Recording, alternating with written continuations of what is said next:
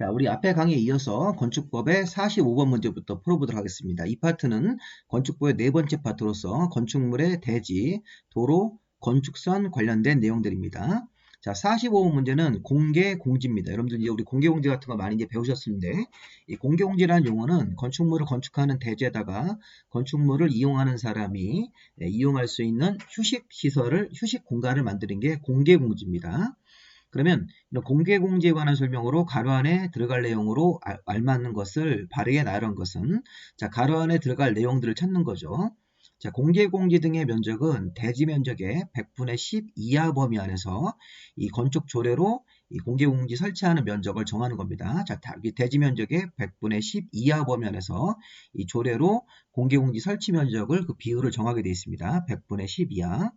자, 두 번째, 자, 공개공지 등을 확보해야 되는 경우 공개공지를 설치를 하면 여러 사람들 위해서 좋은 일을 한 거기 때문에 용적률 또는 건물의 높이 제한을 1.2배 범위 안에서 용적률 같은 경우를 완화할 수 있으니까 이 높이는 생략이 되어 있고 건물의 높이 제한과 용적률 같은 경우를 1.2배 범위 안에서 완화 적용할 수 있다. 1.5배가 아니라 1.2배니까 정답이 2번 되겠네요. 2번.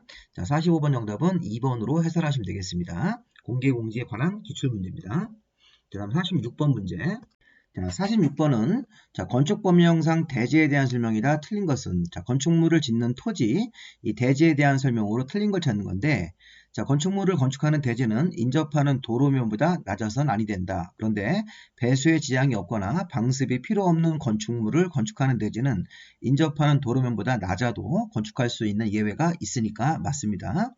자, 손괴 우려가 있는 토지에다가 대지를 조성할 때 자, 여기 경사도가 1대 1.5 이상이 나오고 이상으로 나오고 높이가 1m 이상 부분이면 옹벽을 설치를 해야 된다. 그리고 옹벽 높이가 2m 이상이면 콘크리트 구조를 써야 됩니다. 그래서 우리 경사면에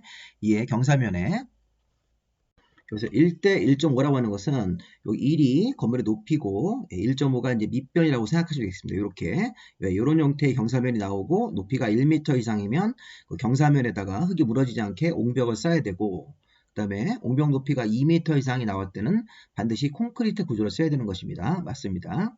자, 옹벽의 외벽면에는 배수나 지지를 위한 시설물이 바깥으로 돌출돼서는 아니 된다. 자, 이거 틀렸죠? 자, 옹벽의 외벽면에는 물이 빠질 수 있게 배수구나 자, 이 옹벽을 지지하는 말뚝 같은 것들은 설치될 수 있고 배수나 지지를 위한 시설물 외의 시설물이 돌출돼서는 안 된다. 이렇게 해야 되겠죠. 자, 여기 해설 보시면 배수나 지지를 위한 시설물은 바깥으로 도출될 수가 있고 배수나 지지를 위한 시설물 이외에 별도의 다른 시설물은 돌출돼서는 안 되는 겁니다. 해설 보시면 배수나 지지를 위한 시설물 외에 별도의 다른 시설물은 옹벽 외벽면으로 바깥으로 돌출돼서는 안 되는 거고 배수나 지지를 위한 시설물은 바깥으로 돌출될 수가 있으니까 자, 3번은 틀렸다고 봐야 되겠죠. 자, 4번 대지 면적이 200제곱미터 이상 대지에다가 건축물을 건축할 때는 용도지역 및 건축물의 규모에 따라서 조례가 정하는 기준을 맞춰가지고 조경 등에 필요한 조치해야 된다. 이거는 뭐 다른 거 필요 없고 대지 면적이 200제곱미터 이상이면 조경을 의무적으로 해야 된다. 이렇게 생각하시면 되겠습니다. 원칙적으로. 자, 물론 조경을 하지 않는 예외도 있습니다. 일단 원칙적으로는 대지 면적이 200제곱미터 이상 대지면 이 조경 등의 조치를 의무적으로 해야 된다. 조례가 정하는 기준에 따라서.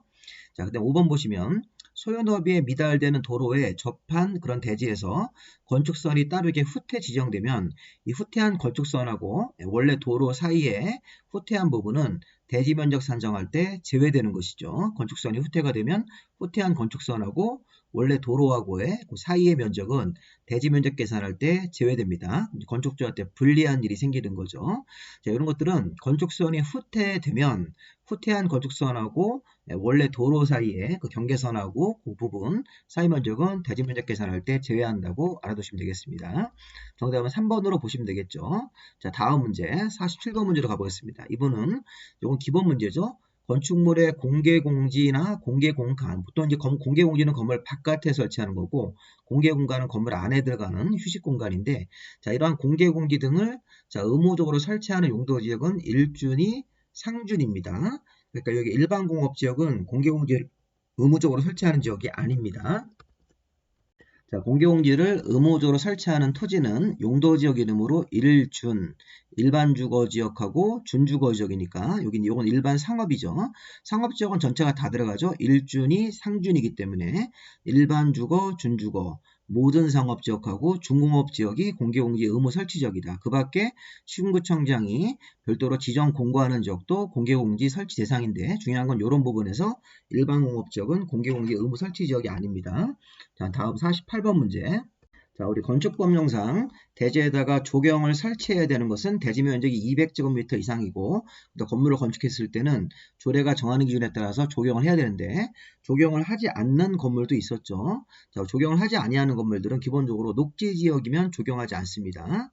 그리고 이 공장 같은 경우가 대지 면적 5천 미만 대지에다가 건축하는 공장, 그리고 공장의 연면적이 합으로 1500제곱미터 미만의 공장이면 조경하지 않는 거죠. 자, 그래서 이 공장은 대지 면적 5천 미만 대지면 조경하지 않습니다. 또 공장이 연면적의 합으로 1500제곱미터 미만 공장도 조경하지 않고 하나만 더 보면 산업단지 안의 공장도 조경을 하지 않습니다. 자, 2번도 조경 면제입니다. 이건 녹지지역이고 이건 대지 면적이 5천 미만인 대지에 건축하는 공장이기 때문에 자, 가설 건축물도 조경하지 않는 거죠. 자, 그 다음에 4번이 물류시설이 공장처럼 연면적 합계가 1500 미만이면 이런 물류창고도 조경을 안 하는 건데 단 주거지역이나 상업지역에서는 이 조경 안 하는 대상에서 제외가 되고 조경을 해야 되는 건물이 되는 겁니다. 4번 되게 조심하셔야 돼요. 이게 시험 문제에서 많이 나왔었죠.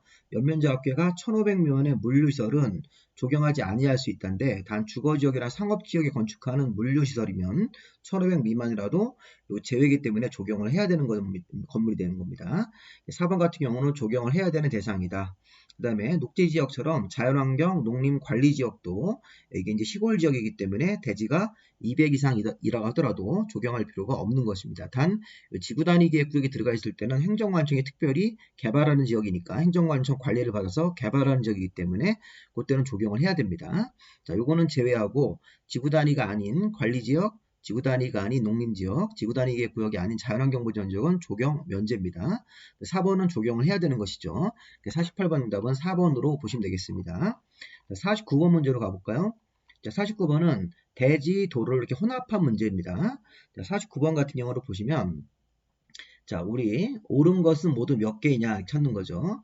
자, 허가권자가 도로를 폐지 변경할 때 이해관계인 동의를 받아야 된다. 단 이해관계인이 해외에 거주하는 사유로 이해관계인 동의가 받기가 어려우면 그러하지 않다. 동의 안 받고도 이거 폐지 변경할 수 있다. 이 얘기인데 이거 잘못됐죠. 자, 우리 건축법상 허가권자가 건축허가를 내줄 때 도로를 별도로 이렇게 어떤 특정한 토지를 도로로 지정도 할 수 있고 폐지 변경도 할 수 있는 것입니다. 자, 허가권자가 건축허가를 내주면서 이 땅은 건축법상 도로로 쓰겠다. 이렇게 그리고 또 도로를 지정한 걸 폐지 변경도 할 수 있습니다. 근데 이렇게 도로를 지정하거나 폐지 변경할 때는 둘 다 이해관계인 동의를 받아야 된다. 단 도로를 지정할 때는 이해관계인 해외에 거주하는 사유 같은 것들이 있으면 지정할 때는 동의를 받지 않고 대신 건축위원회 심의를 거쳐서 도로를 정할 수 있는데 자, 폐지 변경할 때는 이해관계인 해외에 거주하고 있더라도 이해관계인 동의를 무조건 받아서 폐지 변경을 해야 됩니다. 이제 폐지 변경할 때는 이해관계인 동의를 적용하지 않는 그런 예외가 없습니다. 자, 도로를 지정할 때는 이해관계인이 해외에 거주하는 그런 사유가 있으면 동의 안 받고도 도로를 정할 수 있는데 폐지 변경할 때는 그런 예외를 적용하면 안 됩니다. 그래서 기억번 틀린 것입니다. 자, 두 번째, 건축물 담장은 건축선의 수직면을 넘어가면 안 된다. 그래서 우리 땅에다 건축선을 긋고 지상과 지하로 연장을 해서 수직면을 넘어가면 안 되는데 단 지표 아래 부분은 그러하지 않다. 건축물 담장이 지표 아래 부분은 건축선의 수직면을 넘어갈 수 있고 지상 부분은 넘어가면 안 되는 겁니다. 자, 도로면에서부터 4.5m를 초과하는 부분이면 건축물의 출입문 창문이 바깥으로 이렇게 열었을 때 자, 이때 건축선의 수직면을 넘어갈 수 없는 것이죠. 개폐 시에 건축선의 수직면을 넘어갈 수 없습니다. 4.5m 초과하는 부분은. 자, 이 말은 반대로 건물 지표 도로면으로부터 4.5m 이하 부분은 출입문 창문을 개폐 시에 열고 닫았을 때 건축선의 수직면을 넘을 수 있다는 것입니다. 4.5m 초과하는 부분이면 출입문 창문을 바깥으로 밀어서 열었을 때 건축선의 수직면을 넘어갈 수 없는 것이죠. 그리고 5번 같은 경우는 건축물 주변에 공지, 광장, 공원 같은 건축이 금지된 이런 공지가 있을 때는 자, 대지가 도로에 2m 이상 접하지 아니할 수 있다. 원래는 건축물을 건축하는 대지는 건축법상 4m 이상 도로에 2m 이상 폭으로 접해야 되는데 이 대지 주변에 이런 공지 같은 게 있을 때는 대지와 도로와의 관계에서 예외적으로 적용하지 않고 2m 이상 접하지 않아도 건축 허가를 받을 수 있는 것입니다. 자, 니은, 디귿, 리을은 맞죠? 기억은 틀렸습니다. 요 기억 중요한 거예요. 도로를 폐지 변경할 때는 이런 예외가 없다. 무조건 동의를 받아서 이해관계인 동의를 받아서 폐지 변경해야 되고 도로를 지정할 때는 이해관계인이 해외에 거주하는 그런 사유 같은 게 있어서 조건이 맞으면 지정할 때는 이해관계인 동의를 안 받고도 정하는 경우가 있는데 폐지 변경할 때는 무조건 동의를 받아야 됩니다. 자, 그리고 니은번은 건축물 담당이 건축선 수직면을 넘어가면 안 되는데 지표 아래 부분은 넘어갈 수 있다. 맞죠? 4.5m를 초과하는 부분일 때는 출입문, 창문, 개폐 시에도 건축선에 넘어가면 안 된다. 자, 리을번은 대지와 도로와의 관계. 건물을 짓는 대지는 건축법상 도로에 2m 이상 접해야 되는데 이 대지 주변에 이런 공지가 있을 때는 접하지 아니할 수도 있는 것입니다. 자, 3개가 맞는 거죠. 정답은 3번으로 보시면 되겠습니다. 니은, 디귿, 리을이 맞겠죠. 자, 50번 문제.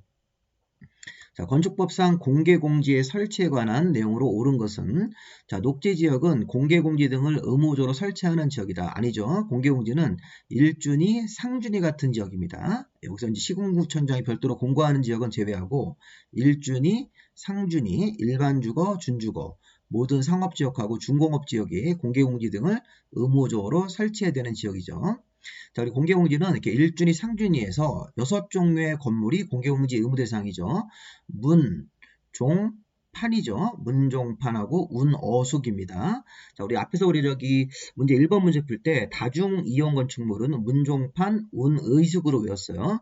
문화 및 집회, 종교, 판매, 운수 중에서 여경용, 그 다음에 의료시설 중에서 종합병원, 관광, 숙박 같은 게 문종판, 운의숙은 다중이용 건축물이고 자, 공개공지를 설치하는 건물은 한 글자만 바꾸시면 돼요. 문, 종, 판에서 그 다음에 어숙입니다. 운어숙. 여기 의료 대신 업무가 들어가시면 되겠습니다. 자, 공개공지 설치는 틀린 게 뭐냐면 5,000제곱미터 이상이죠. 우리 앞에서 배웠던 다중이용 건축물처럼 바닥 면적 합계가 5,000제곱미터 이상의 문, 종, 판, 운어숙 이렇게 6가지 건물이 공개공지를 의무적으로 설치하는 건물이 되는 겁니다. 단 농산물 유통시설 같은 이 가락동 농산물 시장 같은 경우는 판매시설이라고 하더라도 공개공지 의무 대상에서 제외된다. 자, 5,000제곱미터 이상의 문, 종, 판, 운어숙 같은 6가지 건물이고 그리고 공개공지는 일준위, 상준위 같은 지역 그런 지역에서 6종류 건축물을 건축할 때는 공개공지를 설치해야 되는 거니까 어쨌든 녹지지역은 공개공지 설치하는 용도 지역이 아니다. 자, 5,000제곱미터 이상부터 공개공지 의무 대상이 되는 겁니다. 자, 공개공지 설치 면적은 앞에서도 봤죠. 대지 면적의 100분의 10 이하 범위 안에서 이 조례로 설치하는 면적의 비율을 정하는 거죠. 자, 공개공지 등에서는 연간 60일 정도 이내에서 이 주민들을 위한 문화행사나 판촉행사 같은 걸 할 수 있습니다. 이거 맞죠? 자, 5번에 보시면 공개공지 등을 설치해서 건축하는 경우 용적률과 건축법상 60조 높이 제한 같은 이런 가로구역 높이 제한하고 용적률 같은 것들의 제한을 1.2배 범위 안에서 완화할 수 있으니까 답은 4번이 맞겠네요. 4번이 맞고 이 5번 틀렸고 다 틀렸습니다. 자, 정답은 이게 우리가 4번을 정답으로 봐야 되겠죠. 51번 문제로 가보겠습니다. 자, 우리 건축법상 도시지역에서 건축하는 건물의 대지와 도로 등에 대한 설명이라 틀린 것은 이렇게 되어 있는데 자, 연면적 합계가 2,000제곱미터 이상의 공장은 자, 이게 바로 대지와 도로와의 관계인데 이게 예외죠. 자, 우리 공장은 연면적이 3,000제곱미터 이상부터 6m 이상 폭도로에 4m 이상을 접하는 겁니다. 자, 우리가 기본적으로 건축물을 짓는 대지는 건축법상 도로에 2m 이상 폭으로 접해야 되는 거죠. 건물을 짓는 대지는 건축법상 도로에 2m 이상 폭으로 접해야 된다. 대지와 도로와의 관계 원칙. 자, 그런데 연면적 합계가 2,000제곱미터 이상인 큰 건물을 지을 때는 6m 이상 폭 도로에 원래는 이제 4m 이상 폭 도로에 2m 접하는 건데 자, 이게 2,000제곱미터 이상의 큰 건물을 지을 때는 6m 이상 폭 도로에 4m 이상 폭으로 접해야 되는 것입니다. 그래서 우리가 6m 이상 나오는 도로의 폭에 4m 이상 길이로 접해야 된다. 근데 그런데 이 공장 같은 경우는 3,000제곱미터 이상부터이기 때문에 2,000제곱미터인 공장 같은 경우는 이 규정이 적용되지 않습니다. 자, 대지와 도로와의 관계가 강화돼서 기본적으로 4m 이상 폭도로에 2m 이상 길이로 접하는 건데 6m 이상 폭도로에 4m 이상 접하는 게 뭐냐? 2,000제곱미터 이상 큰 건물이다. 그런데 공장은 3,000제곱미터 이상부터 적용을 한다 이렇게 되어 있습니다. 그리고 이 규정을 보시면 축사나 작물 재배사 같은 걸 지을 때는 이 정도 크기 건축물을 건축하더라도 요거는 또 제외입니다. 축사나 작물 재배사는 대지와 도로 관계를 적용하지 않고 건물을 지을 수 있는 것입니다. 2번 보시면 쓰레기 매립된 토지에다 건축물을 건축하는 경우 그 해당 대지가 쓰레기 매립지이기 때문에 이게 침하될 수 있으니까 당연히 성토나 집안 계량 같은 걸 해야 되겠죠. 자, 우리 3번은 시군구청장이 건물의 위치, 건물의 위치나 환경 때문에 건축선을 따로 정할 수 있습니다. 4m 이하 범위에서. 자, 이거는 소요너비 미달인 도로에 접한 대지가 아닙니다. 자, 소요너비가 충분히 확보했더라도 시군구청장 같은 허가권자가 건물의 위치나 환경을 정비하기 위해서 건축선을 이 대지와 도로와의 경계선으로부터 4m 이하 범위로 최대 4m까지 건축선을 따로 정할 수 있습니다. 건물의 위치나 환경 때문에 따로 정하는 건축선도 있는 거죠. 자, 그 다음에 4번 보시면, 자, 담장의 지표 위 부분은 자, 건축선의 수직면을 넘어가면 안 되는 거죠. 그래서 우리가 건축물을 건축할 때 이 담장이 지표 위 부분, 담장 같은 경우는 지표 위 부분 같은 경우는 건축선의 수직면을 넘어가시면 안 되는 겁니다. 자, 지표 아래 부분 넘어갈 수 있지만 지표 위 부분은 넘어갈 수 없는 거고요. 자, 그 다음에 여기 공장이 또 나왔죠. 아까 공장은 3,000제곱미터 이상이 되면 6m 이상 폭도로에 4m 이상 접하는 거고 지금처럼 1,000제곱미터짜리면 이게 이제 건축법상 이 4m 이상 폭도로에 2m 이상을 접해야 되는데 다만 대지와 도로와의 관계가 이 공장이 1,000제곱미터일 때는 이렇게 4m 이상 폭 나오는 도로에 2m 이상 길이를 접해야 되는데 다만 이 건축물을 건축하는 공장 대지에 주변에 광장 같은 공지가 있으면 대지와 도로와 관계가 적용되지 않으니까 접하지 아니할 수 있는 것입니다. 자, 5번 질문도 맞아요. 대지와 도로와의 관계가 적용되지 않는다. 왜? 공지가 있어서 주변에 출입이 가능한 공지가 있기 때문에. 자, 이 4번 1번을 정답으로 봐야 되겠죠? 51번 정답은 1번입니다. 자, 52번 문제. 자, 건축법령에 규정된 도로에 관한 설명이다. 틀린 것은 자, 건축법상 도로는 보행과 자동차 통행이 가능해야 되고 너비가 4m 이상인 요건을 기본적으로 갖춰야 됩니다. 그래서 보행과 자동차 통행이 가능하고 너비가 4m 이상인 법률상 도로나 예정도로가 건축법상 도로입니다. 자, 그다음 우리가 법률상 도로가 이걸 말하는 거죠. 국토기획법이든 도로법이든 사도법이든 관계 법령에 따라서 신설 변경 고시가 된 도로가 1번 조건을 맞추면 건축법상 도로로 인정되고 또 추가적으로 이런 것도 있어요. 자, 이렇게 국토계획법에서 도시관리계획으로 만드는 도시계획 시설인 도로, 도로법상 도로, 사도법상 도로도 위에 1번 조건을 맞추면 건축법상 도로이고 자, 이런 것이 아니더라도 하나가 더 있습니다. 시도의사나 시군구청장 같은 관청이 건축 허가를 내줄 때 도로의 위치를 정할 수 있습니다. 특정 토지를 건축법상 도로로 인정하겠다 이렇게 도로의 위치를 정해서 공고를 합니다. 공고하고 이게 도로대장에다가 등재를 해야 됩니다. 이렇게 시군구청장 같은 허가권자가 건축 허가 같은 걸 할 때 도로 위치를 따로 이렇게 정해서 공고한 시군구청장이 도로를 별도로 이렇게 정했다는 얘기입니다. 아까 이해관계인 동의를 받아서 도로를 정할 수 있다. 그거랑 연관되는 겁니다. 건축허가권자인 시군구청장이 건축허가를 내주면서 도로 위치 같은 것들을 정해서 공고한 도로가 1번 조건을 맞춰도 이런 법에 따라서 만들어진 도로가 아니더라도 이것도 건축법상 인정되는 도로입니다. 자, 실제로 개설되어 있지 아니한 예정도로는 건축법상 예정도로도 1번 조건을 맞춰서 앞으로 설치가 예정되어 있으면 건축법상 도로가 될 수 있는 것입니다. 자, 지형적 조건으로 차량 통행을 위한 도로 설치가 곤란하면 자, 우리 아까 좀 전에 그 도로의 기본 정의가 사람과 자동차가 둘 다 다녀야 되는데 자, 차량 통행을 위한 도로 설치가 곤란하면 이건 자동차가 안 다니고 보행만 되는 보행자 전용 도로입니다. 자, 보행자 전용 도로도 너비가 3m 이상만 나오면 건축법상 도로로 인정될 수 있으니까 이 5번이 틀렸네요. 그래서 차량 통행을 위한 도로 설치가 곤란하다고 인정돼서 위치를 지정 공고한 구간은 이게 보행자 전용 보행자 전용으로 다니는 그런 구간은 건축법상 도로가 되기 위해서 너비가 4m 이상이 아니라 3m 이상만 갖추면 건축법상 도로로 인정될 수 있습니다.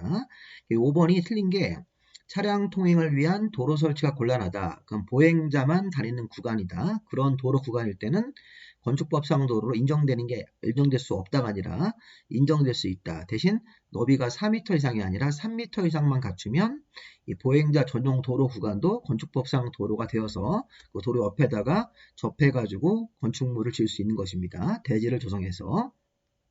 자, 5번을 정답으로 봐야 되겠죠. 자, 53번 문제. 자, 건축법상 도로에 대한 설명이다. 옳은 것은 자, 여기 또 나왔네요. 지형적 조건으로 차량 통행을 위한 도로 설치가 곤란하다고 시군구청장이 별도로 지정 공고한 구간은 이게 보행자만 전용으로 다니는 구간이기 때문에 너비가 3m 이상이면 건축법상 도로로 인정되는 것입니다. 자, 이게 보행자만 전용으로 다니는 구간도 너비가 3m 이상만 갖추면 건축법상 도로로 인정될 수 있습니다. 자, 우리 막다른 도로가 우리가 막다른 도로의 길이에 따라서 건축법상 이 도로 너비의 기준이 바뀌죠. 자, 막다른 도로의 길이가 10m 미만이면 막다른 도로 폭이 2m 이상만 되어도 건축법상 도로가 된다.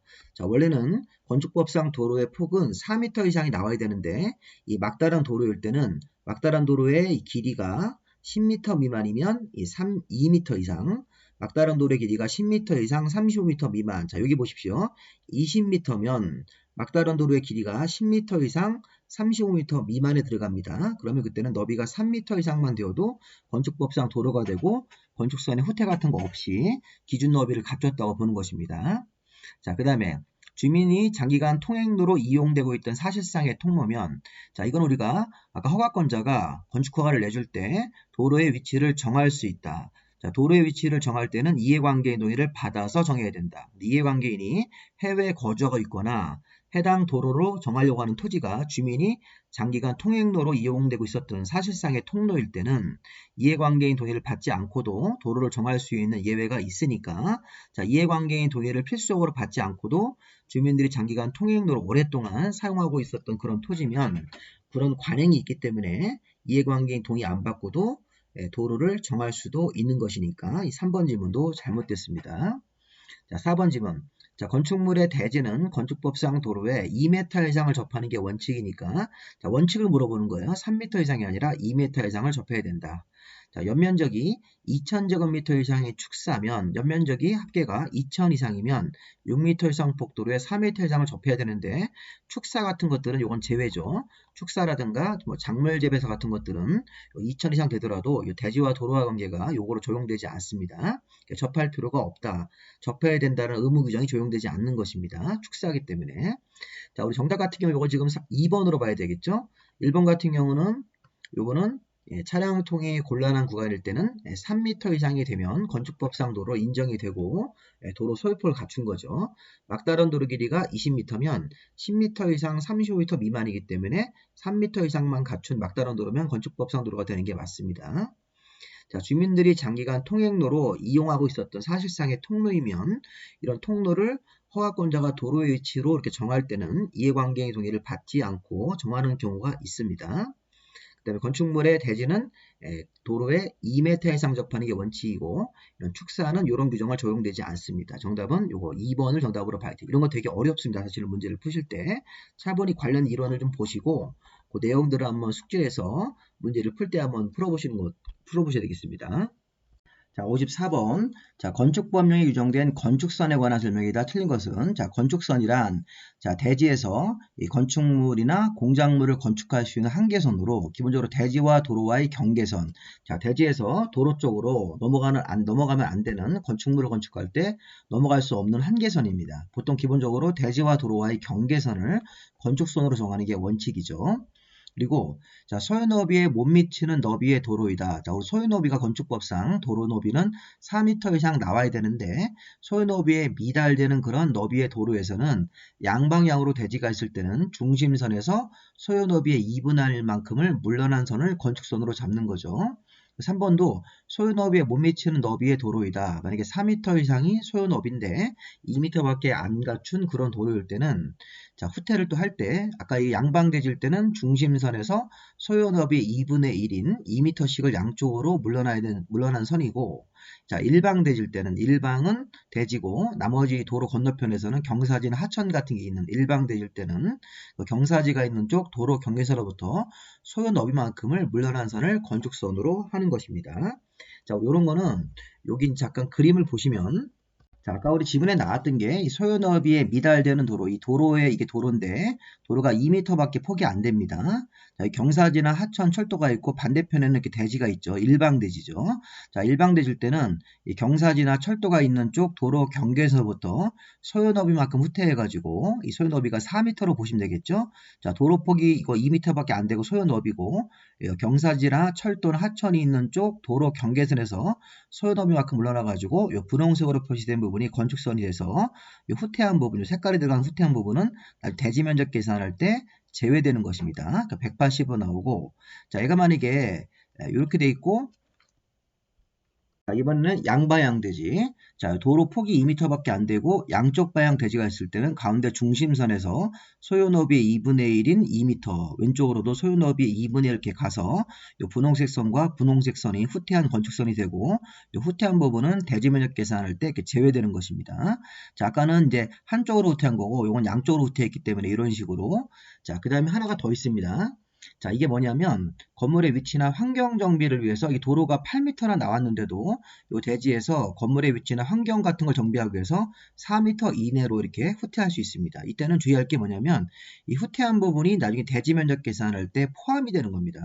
요거는 20m 곱하기 10 그대로 하셔가지고 요거는 대지 면적이 200으로 계산되는 거고 건물의 위치나 환경 때문에 도시적에서 4m 이내로 후퇴했을 때는 자, 반면에 우리 앞에서 이렇게 일방향 대지를 후퇴했을 때 요 면적이 이렇게 해서 2m 후퇴한 부분이니까 이거 18 곱하기 10으로 들어가야 되겠죠.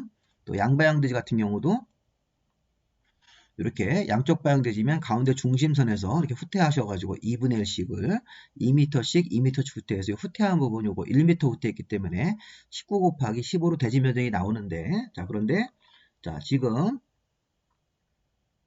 자, 이렇게 건물의 위치나 환경 정비를 위해서 후퇴한 이런 형태일 때는 후퇴했더라도 대지면적 계산할 때는 다 포함을 시킨다. 이런 형태의 내용들을 잘 보셔야 되겠습니다. 자, 다시 문제로 돌아오시면 자, 이제 이게 소요너비에 못 미치는 도로가 일방대지는 대지 이렇게 도로 건너편으로는 경사지나 하천 같은 게 있을 때는 이 경사지 등이 있는 쪽 도로 경계선에서부터 소요너비만큼을 물러나는 것 요거 설명을 드린 거죠. 요 4번은 좀 이따 설명을 드리고 지금 5번 보시면 자, 시군구청장이 자, 도심지 안에서 건물의 위치나 환경 같은 걸 정비하기 위해서 필요하면 도시지역에서 이게 4m 이내까지 건축선을 따로 정할 수 있는 것입니다. 자, 이렇게 하셔가지고 요거 지금 5번 지문이 요거 4m 이내에서 건축선을 따로 정하는 거죠. 시군구청장이 자, 건물의 위치나 환경을 정비하기 위해서 도시지역에서 4m 이내까지 건축선을 따로 정할 수 있다. 이렇게 해석해야 되겠습니다. 자, 그래서 그 다음에 4번 지문은 이게 모퉁이 대지죠. 도로 모퉁이에 위치한 대지 건축선은 여기 교차점으로부터 도로 경계선에 따라서 2m 내지 4m만큼 거리를 각각 후퇴한 두 점을 연결한 선으로 건축선을 한다. 자, 이게 굉장히 어렵습니다. 써 있는데. 자, 이것도 우리 그림을 좀 볼까요?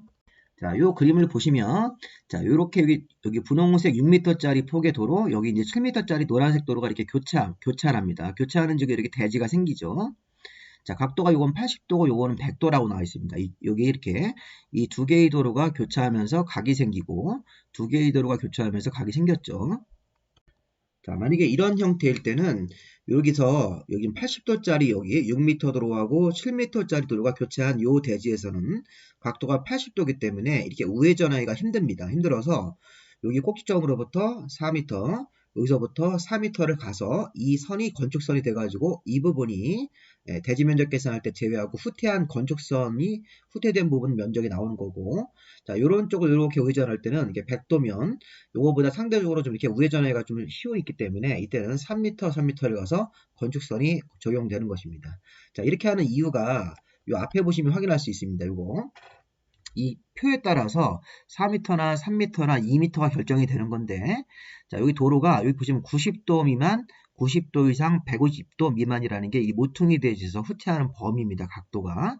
아까 저기 80도 같은 것도 있었고 100도 같은 것도 있었죠. 이게 120도 이상 올라가면 모퉁이로 보지 않습니다. 자, 그러면 80도 같은 경우는 자, 이쪽에 있는 도로 단위가 이게 예를 들어서 세로도로 아까 우리 분홍색 도로고 이 오른쪽으로 이렇게 단위가 나와 있을 때는 이게 가로도로인 노란색 도로로 보시면 되겠습니다. 자, 아까 지금 다시 한번 그림을 보시면 세로도로, 가로도로라고 생각하시고 자, 분홍색 도로도 요거 6m, 노란색으로 지나가는 도로 폭도 7m입니다. 80도고 그러면 아까 여기서 자, 90도 미만 쪽을 먼저 찾아서 요 범위를 잡아가지고 요 4, 3, 3, 2 중에 찾는 건데 아까 분홍도로가 6m니까 6m 이상이 들어가는 6m 이상 요 범위 들어가기 때문에 이 줄을 쭉 그 줄을 긋고 자, 아까 노란색으로 옆으로 이렇게 지어진 도로가 7m니까 이 경우도 요 범위인 요 선에 들어가기 때문에 이 4m가 나오는 것입니다. 아까 100도 같은 경우는 90도 이상 120도 미만에 들어가기 때문에 이 범위를 잡고 이 범위에서 이것도 마찬가지로 이 분홍색 도로가 6m 이상 2줄에 걸리는 거고 그 다음에 노란색 도로가 7m이기 때문에 이 줄에 걸려서 3m가 나오고 4m가 그러니까 후퇴한 그 길이가 되는 거죠. 그래서 아까 같은 경우는 80도일 때는 여기서 4m를 가서 건축선을 긋는 거고 이렇게 해서 3m를 가서 건축선이 거지는 것입니다. 자, 이렇게 확인하시면 되겠습니다. 근데 이거는 시험 문제에서 거의 잘 안 나오는 부분인데 혹시 모르니까 한번 봐두시기 바랍니다. 우리 다시 문제로 와보시면 이 법정된 도로가 모퉁이에 위치한 대지일 때는 이 건축선이 대지에 접한 도로의 경계선의 교차점이 꼭지점, 교차점으로부터 도로 경계선을 따라서 뭐 2m를 가는 경우도 있고 3m를 가는 경우도 있고 4m 그 표에 따라서 표의 그 각도와 도로의 길이 이런 거에 따라서 이 거리가 정해지는 겁니다. 후퇴하는 거리가. 그래서 그 두 점을 찍고 연결하는 선이 건축선이 되는 것입니다. 자, 어쨌든 54번 같은 경우는 정답이 요 뒤에 우리 5번을 정답으로 봐야 되겠죠. 건물의 위치나 환경 정비를 위해서 건축선 후퇴했을 때는 4m 이내 범위에서 건축선을 정하는 겁니다. 자, 55번도 이거 기출문제인데 자, 이거는 별로 어렵게 생각하지 마시고 건축선을 후퇴하신 다음에 후퇴한 부분은 제외하고 대지 면적을 계산하시는 겁니다. 자, 왼쪽에 이게 선로부지니까 이게 철도니까 이 철도가 설치되어 있고 도로 폭이 3m밖에 안 되네요. 소요너비가 4m 이상인데 1m가 지금 미달되냅니다. 그러면 자, 우리 선로부지 이렇게 일방대지이기 때문에 이 선로부지, 철도부지가 있는 이 경계선으로부터 4m를 후퇴해서 4m 후퇴하는 거죠. 그래서 이 원래의 경계선으로부터는 1m 후퇴하는 것입니다. 그래서 1m를 후퇴해가지고 이렇게 면적을 계산하고 요 나머지 면적 계산하는 거죠. 자, 여기 7m니까 그래서 1m 후퇴해가지고 6m에다가 요 세로 길이는 여기 10m니까 요 네모가 60이 나오는 거고 자, 요 경우는 요 7m고 요거 14m니까 요 7m 곱하기 22에서 140 여기가 140 딱 경계선 긋고 요 나머지가 60이 나와서 결론적으로는 요거 200이 되겠죠. 200. 네, 해설 보시면 도로 너비가 3m이기 때문에 4m를 후퇴를 해야 됩니다. 4m 이렇게 후퇴해서 1m 부분을 빼고 여기 남는 요 6m하고 나머지 여기 7m에 대해서 그 면적 계산해 가지고 요 면적 계산하시고 요 면적 계산해서 계산해 가지고 합해 가지고 요 200제곱미터가 대지 면적이 나오는 겁니다. 자, 이 경우는 소요너비 미달로 건축선에게 후퇴했을 때는 이 후퇴한 부분, 이 도로 경계선에서 후퇴한 건축선 사이 면적은 대지 면적 계산할 때 제외한다는 게 포인트가 되겠습니다. 자, 56번이 이 파트의 마지막 문제인데 아까 모퉁이 대지의 건축선이라는 게 있었죠. 자, 우리 이런 거 같은 경우도 모퉁이 대지 아까 교차점으로부터 도로 경계선을 따라서 각각 뭐 4m를 후퇴하는 경우도 있고 뭐 3m 후퇴하는 경우도 있었으니까 각각 후퇴한 두 점을 연결한 선이 모퉁이에서의 후퇴한 건축선이 되는 겁니다. 자, 교차각이 90도 미만일 때는 4m 또는 뭐 3m, 4, 3, 3, 2였기 때문에 뭐 4에서 최소 2m까지 후퇴하는 경우도 있었고 교차각이 90도 이상 120m 미만 그런 범위일 때는 3m, 3, 2, 2이기 때문에 3, 2, 2이니까 3에서 최소 2m 정도까지를 후퇴하는 단위로 볼 수 있는 것입니다. 자, 그 다음에 4번을 잘 봐야 되는데 자, 모퉁이에 대해서 건축선이 정해지면 자, 삼각형으로 잘려가는 부분들 이걸 네 글자로 뭐 가각전제란 말도 쓰는데 자, 그런 부분들은 이 삼각형 면적은 대지면적 계산할 때 제외되는 겁니다. 포함되지 않습니다. 그리고 교차각이 120도 이상이거나 도로폭이 4m 미만 8m 이상일 때도 아까 그 표를 적용하지 않게 되어 있습니다. 잘 보시면 그런 부분 확인해 보시면 정답을 이거 4번으로 보시면 되겠습니다. 자, 여기까지 우리 보시고 다음 파트는요, 우리가 자, 우리 건축법의 이 5번째 파트가 구조, 재료, 설비 부분입니다. 자, 이 부분에서는 어려운 문제가 한 3문제 있습니다. 이게 이제 직통 계단 설치하는 거, 그 다음에 내화 구조로 건물을 져야 되는 거, 그 다음에 57번 문제처럼 종합 문제, 이거 종합 문제입니다. 자, 이 문제가 굉장히 어려운 문제입니다. 왜냐면 이게 여러 가지 형태를 다 물어보는데 옳은 걸 찾는 거에서 우리 여기 1번 같은 거나 3번 같은 경우는 평상시 배운 거고, 2번, 4번, 5번은 그 내용이 좀 복잡해서 좀 배우기 어려운 부분인데 이걸 혼합한 문제인데 이거 한번 해설을 해보도록 하겠습니다. 자, 이 파트는 건축물의 구조, 재료, 설비에 관한 내용들인데, 자, 건축물을 건축할 때 세부적으로 건축물의 구조 관련 여러 가지 규제들, 건축물이 뭐 화재가 났을 때 안전하게 보호할 수 있는 재료 관련 규정들, 그다음에 뭐 엘리베이터 설비, 각종 설비에 관한 규정들인데 문제를 한번 보시면요. 자, 이게 57번이 종합 문제인데, 자, 건축법상 건축물의 피난시설, 자, 우리 불났을 때, 또 여러 가지 뭐 재난이 생겼을 때, 피난할 수 있는 시설에 관한 설명으로 옳은 걸 찾으시오. 자, 1번, 건축물의 3층에 출입이 가능한 노대라는 게 발코니입니다. 자, 우리 아파트 같은데 발코니, 베란다란 말 쓰시면 안 됩니다. 발코니입니다. 자, 베란다가 이게 이제 한자어로 노대란 말 쓰는데, 이슬로자, 이렇게 이슬이 맺히는 그런 공간이란 뜻인데, 자, 우리가 이게 기본적으로 이게 높이가 1.m 이상으로 난간을 설치된다. 출입이 가능해서 사람들이 거기 노대 발코니 같은 데 나갔을 때는 떨어질 수 있으니까, 그럼 3층이니까 다칠 수 있기 때문에 이 난간 같은 것들을 설치해서 높이가 1.2m 이상이니까 사람 허리 이상으로 난간을 설치해야 됩니다. 이 규정은 자, 이게 옥상 광장하고 옥상하고 2층 이상의 층에 출입이 가능한 이렇게 노대 같은 게 설치됐을 때는 그 노대 주변에다가 1.2m 이상 높이로 난간을 설치를 해야 되는 것입니다.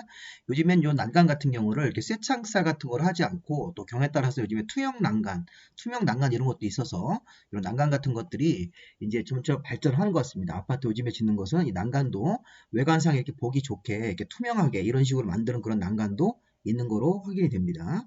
자, 그 다음에 우리 2번 같은 경우는 자, 2번 이거 어려운데 자, 이건 옥상에다가 대피할 수 있게 옥상 광장을 설치하는 건물에서 이게 5층짜리 5층 이상이 되는 부분에 이 문화 및 집회시설 같은 게 설치가 되면 옥상 광장을 설치해야 되는 게 원칙인데 다만 전시장이나 동식물원은 제외입니다. 이게 문화 및 집회가 5층 이상 층에 설치가 되면 이게 옥상 광장 같은 걸 설치를 해서 사람들이 많이 모이는 문화 및 집회이기 때문에 근데 이게 전시장하고 해설 보시면 5층 이상의 층에 문화 및 집회시설, 극장, 뭐 예식장 이런 거. 근데 여기서 전시장 같은 것들은 제외입니다. 제외. 전시장 같은 것들을 제외하고 뭐 문화 및 집회 중에서 공연장, 예식장, 뭐 집회장 이런 거 만들었을 때는 5층 이상이기 때문에 옥상에다가 대피할 수 있는 광장을 설치해야 됩니다. 자, 3번은 이게 헬리포트 설치 의무 규정이죠. 자, 헬리포트는 11층 이상 건물이고요. 해설 보시면 11층 이상 건물이고 11층 이상 부분의 면적 합계가 10,000제곱미터 이상 나와야지 헬리포트 의무 설치입니다. 그러니까 이 층이 11층 이상이니까 뭐 12층, 13층, 14층, 15층 이런 거 얘기하는 겁니다. 11층 이상으로서 자, 11층 이상인 층이 11층 이상 부분의 층의 면적의 합계가 예를 들어서 15층짜리 건물이다. 그러면 11층 이상이죠. 그럼 11층, 12, 13, 14, 15 이렇게 각 층 면적을 모두 더해서 10,000제곱미터 이상이 나와야지 헬리포트 의무 설치이기 때문에 이거 10층 이상부터 기준을 잡는 게 아닙니다. 그래서 보시면 또 10,000제곱미터 이상이 돼야 되는 거니까 이건 헬리포트 의무 대상이 아닙니다. 자, 4번 같은 경우는 이게 지하에서 바깥으로 나올 수 있는 천정이 개방된 공간, 외부 공간을 설치하는 건데 자, 4번 같은 경우는 바닥 면적 합계가 3,000제곱미터 이상의 지하에다가 자, 지하층의 면적이 3,000제곱미터 이상이 되셔야 돼요. 자, 지하층의 면적이 3,000제곱미터 이상으로 이런 전시장 같은 걸 쓰면 지하에서 이렇게 1층으로 올라가가지고 대피하지 않고 지하층에서 바로 이렇게 천정이 개방된 외부 공간으로 나갈 수 있게 대피할 수 있는 공간을 만들어 줘야 된다는 것입니다. 그래서 이게 3,000제곱미터 이상, 지하층이 3,000제곱미터 이상이고 거기다 전시장 같은 거, 공연장 이런 거 설치했을 때는 그 지하층에서 바로 바깥으로 나와서 외부 공간, 천정이 개방된 외부 공간을 통해서 대피할 수 있는 공간을 만들어 주라는 얘기입니다. 자, 5번 같은 경우는 5층짜리 건물인데 자, 이게 보시면 5층짜리 건물 보시면서, 자, 이게 5층짜리 건물에서 판매 해설, 이게 틀렸습니다. 자, 이게 보시면, 여기 해설 보시면, 5번에 보시면, 공연장입니다. 문화 및 집회 중에서 공연장, 위락시설 중에서 주점, 이런 용도로 쓰고, 층의 면적이 300제곱미터 이상이면 5개 계단을 설치해야 된다. 근데 판매 같은 경우는 5개 계단 설치하는 대상이 아닌 겁니다.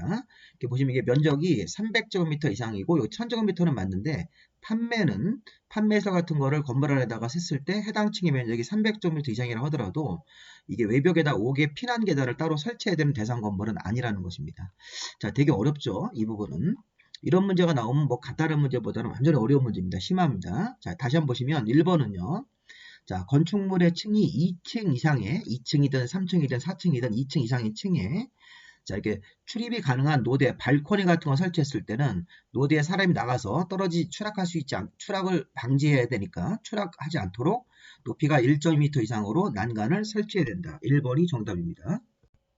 자, 2번 같은 경우는 자, 건물의 층이 5층 이상의 층에 이런 전시장, 문화 및 집회 중에서 공연장, 뭐 집회장 같은 건 되는데 이런 전시장은 안 됩니다. 전시장 같은 것들은 빼고 문화 및 집회 중에서 공연장, 문화 및 집회 중에서 예식장 이런 용도로 쓰는 경우라면 피난 용도로 쓸 수 있게끔 옥상에다가 광장, 옥상 광장을 설치해서 대피용으로 이런 걸 만들어 줘야 되는 것이죠. 자, 12층 이상 건물, 자, 이게 12층이 아니라 12층인데 11층 이상 건물로서 11층 이상의 층의 면적이 1000제곱미터 이상이면 헬리포트 설치해야 된다. 자, 그 다음에 4번 같은 경우는 자, 이 전시장 같은 경우가 3000제곱미터 이상 면적으로 지하에 설치됐을 때는 지하에서 바깥으로 바로 나와서 천정이 개방된 외부 공간을 통해서 대피할 수 있게끔 이렇게 되는 거죠. 자, 판매가 아니라 이게 공연장하고 위락시설 준다 주점 같은 경우가 300제곱미터 이상이면 5개 피난 계단을 설치해야 된다. 이렇게 되겠죠. 정답이 1번이 되겠습니다. 이 관련 내용들을 조금 더 보시면요. 자, 여기 보시면 옥상에 대피용 광장을 설치해야 되는 대상. 자, 지금 보시면 5층 이상인 층에 다음의 용도가 이렇게 6가지가 사실 있었습니다. 아까 전시장은 제외입니다. 이게 문제가 나온 거죠. 이종 근린 중에서 공연장, 종교 집회장, 자, 인터넷 게임 시설이 이게 PC방 말하는 건데 여기 300제곱미터 이상이라는 사이즈 제한이 있습니다. 사실은 이것만 가지고도 한 문제를 낼 수 있는데 자, 옥상 광장은 5층 이상의 층에 다음의 용도 6가지가 설치가 되면 대피할 수 있게 이렇게 옥상 광장을 만들어줘야 된다. 자, 이종문생 중 공연장, 종교집회장, PC방으로 300 이상짜리들. 자, 문화 및 집회라는 게 우리 공연장 같은 것들이라든가 예식장 같은 것들인데 전시장, 동식물원은 제외. 그 다음에 종교 판매가 5층 이상 층에 설치됐을 때 주점과 장례시설도 5층 이상에 설치되면 옥상 광장을 설치를 해줘야 되는 것입니다. 6가지 건물인데 요걸 아까 출제한 겁니다. 제외되는 부분들. 자, 그리고 자, 이거 지하 공간 여기가 지상 공간이고 여기가 지하라고 생각하시면 돼요. 지하 면적이 3000제곱미터 이상이고 여기가 이 건물이 굉장히 크죠. 이 건물의 지하층 면적이 3000제곱미터 이상이고 공연장, 전시장, 집회, 관람장 같은 것들이 이 지하층에 3000제곱미터 이상으로 만들어지면 이 공간을 통해서 바깥으로 나올 수 있게 천정이 개방된 외부 공간을 만들어줍니다. 여기가 지상이고 여기가 지하 부분인데 천정이 개방돼 있죠. 개방된 외부 공간을 통해서 대피할 수 있게끔 해주라는 것입니다. 3000제곱미터 이상의 사람이 많이 모이는 건물 4개. 자, 지하층에 3000제곱미터 이상으로 공연장, 전시장, 관람장, 집회장 이런 것들이 천정이 개방된 외부 공간하고 연결이 돼야 되는 겁니다. 바로 나와서 대피할 수 있게끔. 자, 아까 헬리포트는 아까 11층 이상이고 11층 이상의 면적 합계가 10,000제곱미터 이상. 건물이 15층이니까 11층 이상이고 11층 이상 부분의 면적 합계가 각 층 면적이 2000씩 해가지고 10,000제곱미터 이상이면 옥상에다가 이 평지붕일 때 헬리포트를 의무적으로 만들어줘야 되는 거죠. 자, 그렇게 보시면 되겠습니다. 자, 다음은 58번 문제입니다. 자, 58번은 자, 요거는 우리 중요한 문제입니다. 요거는 여러 번 출제가 됐던 건데 자, 우리 그 문제를 한번 보시면요. 국토부령으로 정하는 구조 기준에 따라서 안전 확인받은 건물이 이게 건축 허가 대상 건물입니다. 자, 우리 건축 허가를 받는 건물은 국토부령으로 정하는 구조 기준에 따라서 안전 확인을 먼저 받아야 됩니다. 그래서 우리 건축 허가를 받는 건물은 국토부령으로 정하는 기준에 따라서 안전 확인을 받아야 되는데 그런 건물 중에서 추가적으로 건축주가 설계자한테 구조안전 확인 서류를 별도로 부탁해서 이 확인 서류를 착공 신고할 때 추가적으로 내야 되는 건물이 있습니다. 그래서 이 내용이 보면 문제가 좀 긴데 국토부령으로 정하는 구조 기준에 따라서 안전 확인받은 건물이 건축 허가 받는 건물이다. 근데 그런 건물 중에서 건축주가 설계자한테 구조안전 확인 서류를 이제 돈을 주고 부탁을 해서 이 확인 서류를 별도로 만들어 가지고 착공 신고할 때 제출하는 건물이 뭐냐? 자, 아닌 걸 찾는 건데요. 정답이 4번이죠. 기둥과 기둥 사이의 거리가 10m 이상이 돼야지 이 구조안전 확인서를 제출 대상입니다. 자, 층수가 2층 이상, 연면적 200제곱미터 이상 건물, 요런 조건이나 요런 조건 중에 하나만 걸리면 되는데, 자, 주의할 점은 층수가 2층 이상이면 구조안전 확인서류를 받아서 이 건축주가 착공 신고할 때 별도로 내야 되는 건물인데, 이게 기둥이나 보 같은 주요 구조부가 이렇게 목구조로 되어 있을 때는 3층 이상으로 적용된다. 자, 연면적이 200제곱미터 이상이면 구조안전 확인 서류를 제출해야 되는데, 자, 이때도 목구조일 때는 500제곱미터 이상으로 바뀐다. 이렇게 되어 있습니다. 자, 이때는 또 창고라든가 축사 같은 것도 또 제외되어 있고요.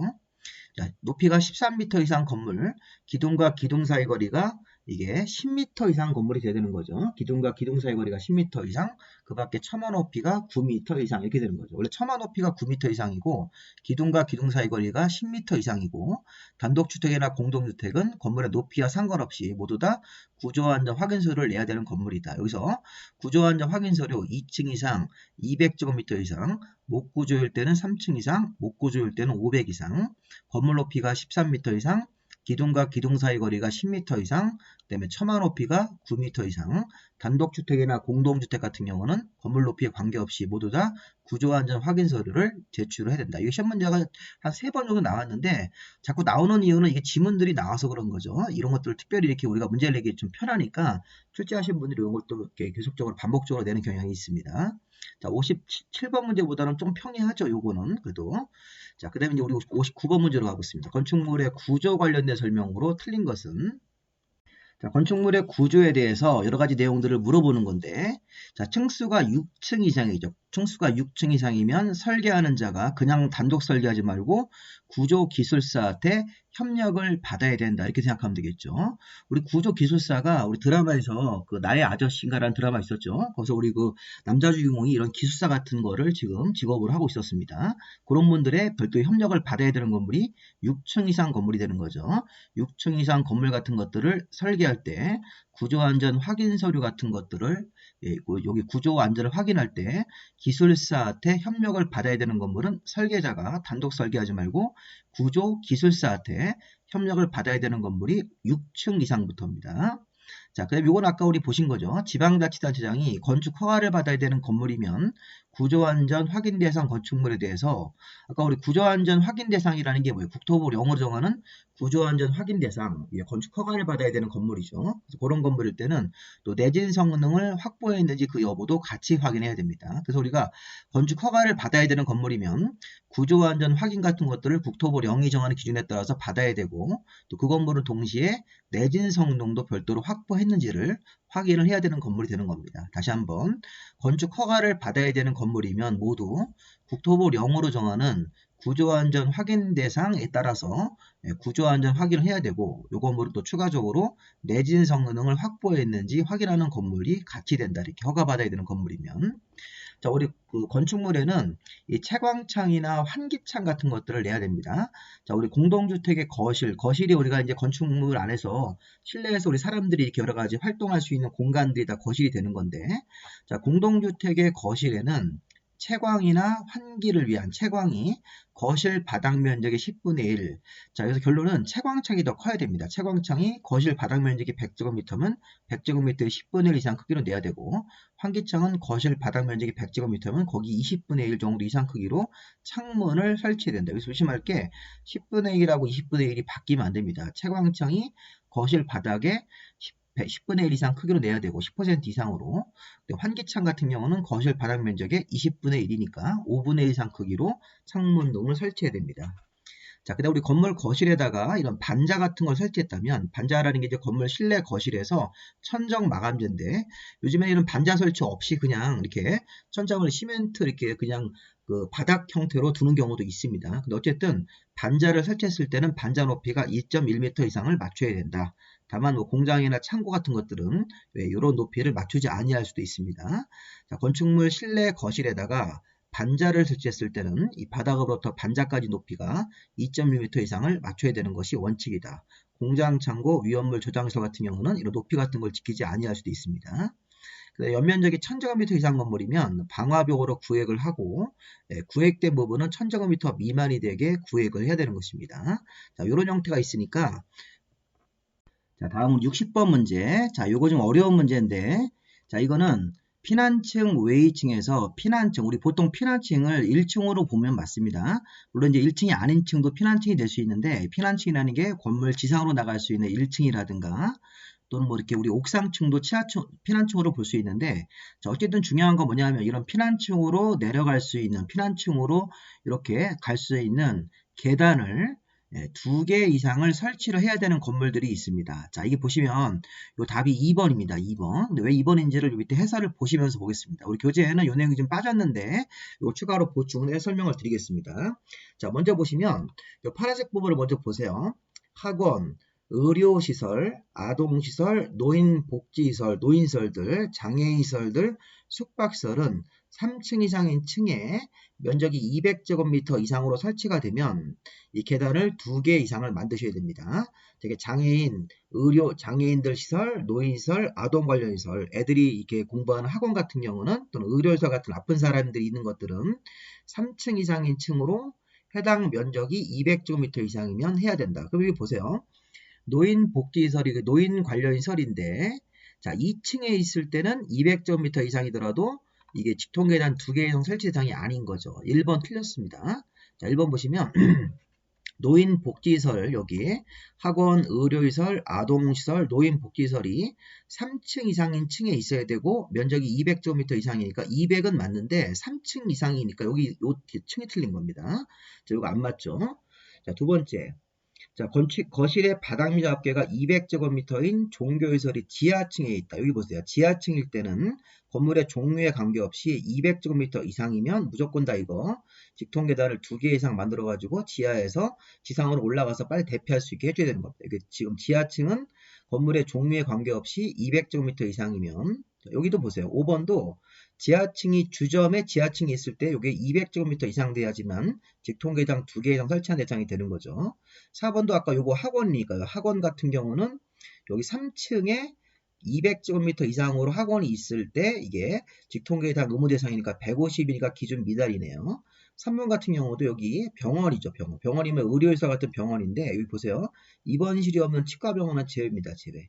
3층 이상의 층에 200제곱미터로 병원이 있지만 입원실이 없는 치과병원은 제외이기 때문에 이게 그래서 답이 지금 2번 되는 겁니다. 이런 문제는 우리가 풀기가 어렵죠. 자, 한번 이렇게 문제를 한번 읽어보시고 한번 이 설명을 한번 이해하는 형태로 넘어가시면 되겠습니다. 자, 넘어가시죠. 이 어려운 문제 같은 경우는 봐봐야 재미가 없습니다.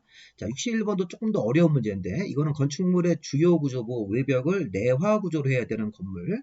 자, 60번, 61번 문제가 좀 어렵습니다. 57, 60번, 61번 문제는 굉장히 어려운 문제인데 자, 이해하시기 어렵고 머리 아프시면 그냥 넘어가셔도 돼요. 꼭 나온다는 보장이 없는 겁니다. 근데 한번 나왔던 기출문제이기 때문에 설명을 좀 드리는 겁니다. 자, 61번은 건축물을 건축할 때 이 주요 구조부와 외벽 같은 경우를 내화 구조로 해서 화재가 나더라도 내화 구조라는 게 기본적으로 철근 콘크리트 구조 같은 걸 말하는 겁니다. 그래서 건축물이 철근 콘크리트로 지어지면 건물이 불이 나도 이렇게 무너지지 않습니다. 자, 이렇게 내화 구조로 해야 되는 건물로서 틀린 것인데 자, 일단 여기 해설 보시면서 그냥 보세요.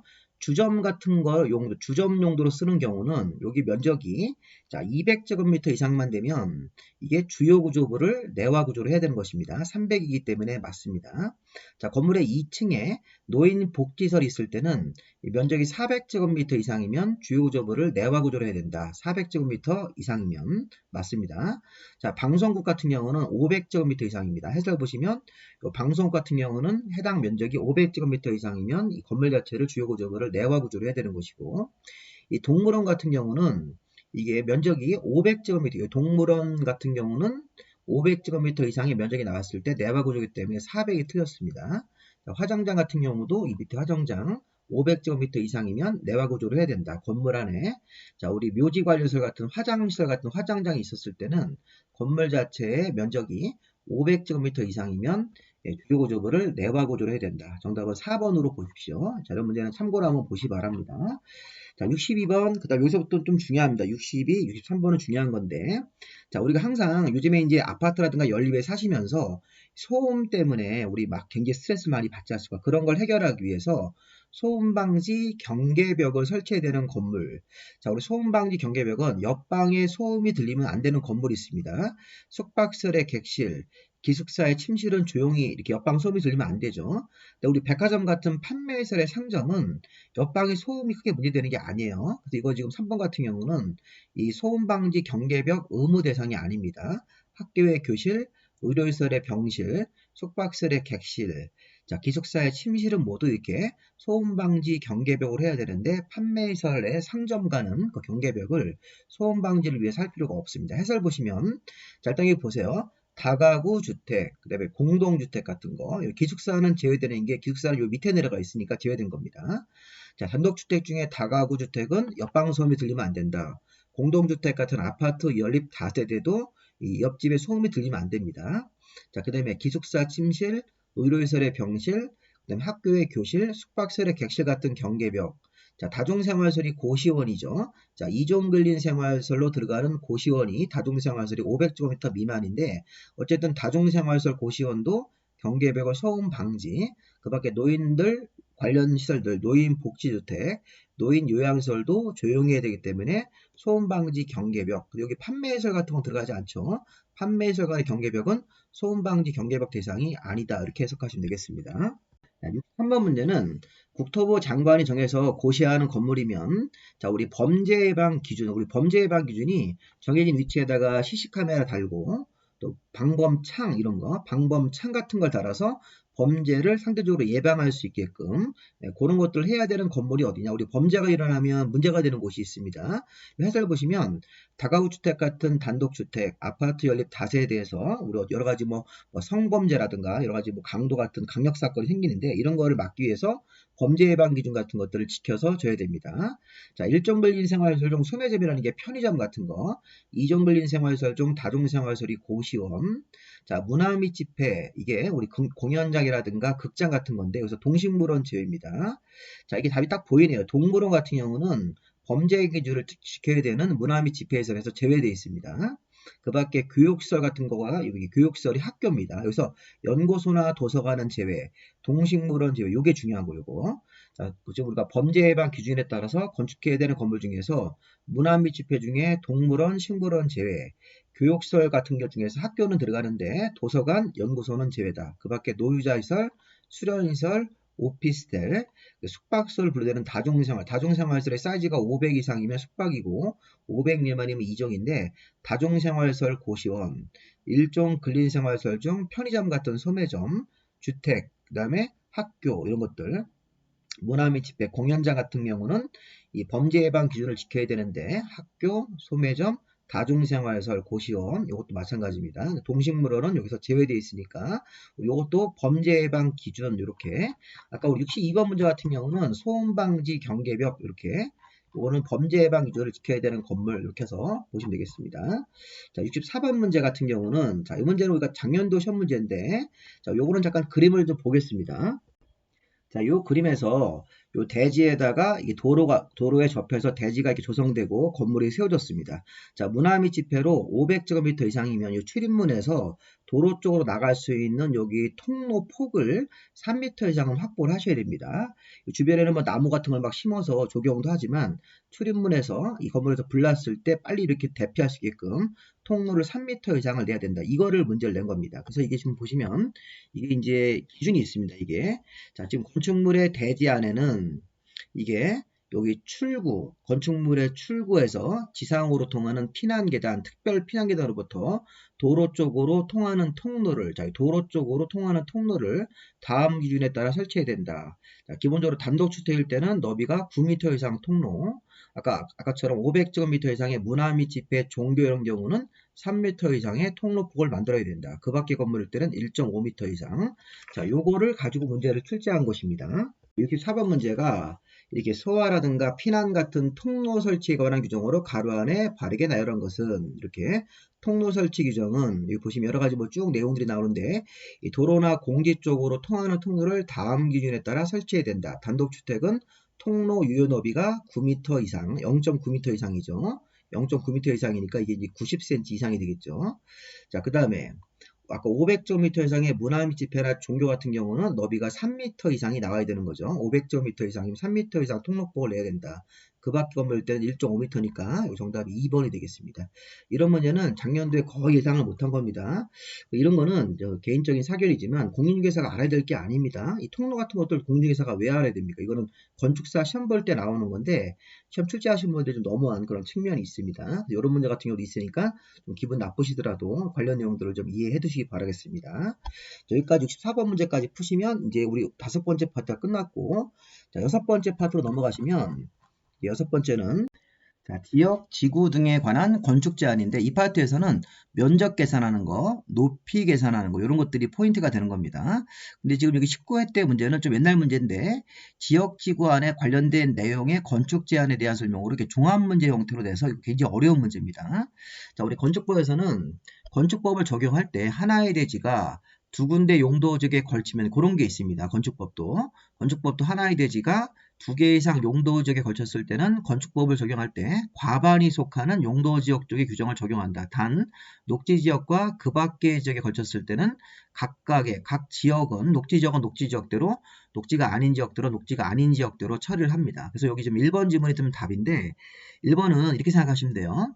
자, 하나의 대지가 건축법 적용할 때 두 개의 용도지역에 걸쳤을 때는 과반이 속하는 용도지역 쪽의 규정을 적용한다. 이렇게 과반이 속하는 쪽을 따라가는 건데 다만 녹지지역과 그 밖의 지역에 걸쳐서 건물을 지을 때는 이 건축법을 적용할 때 각각의 지역에 관한 이 대지에 관한 규정과 건축물 규정을 적용한다. 1번이 맞습니다.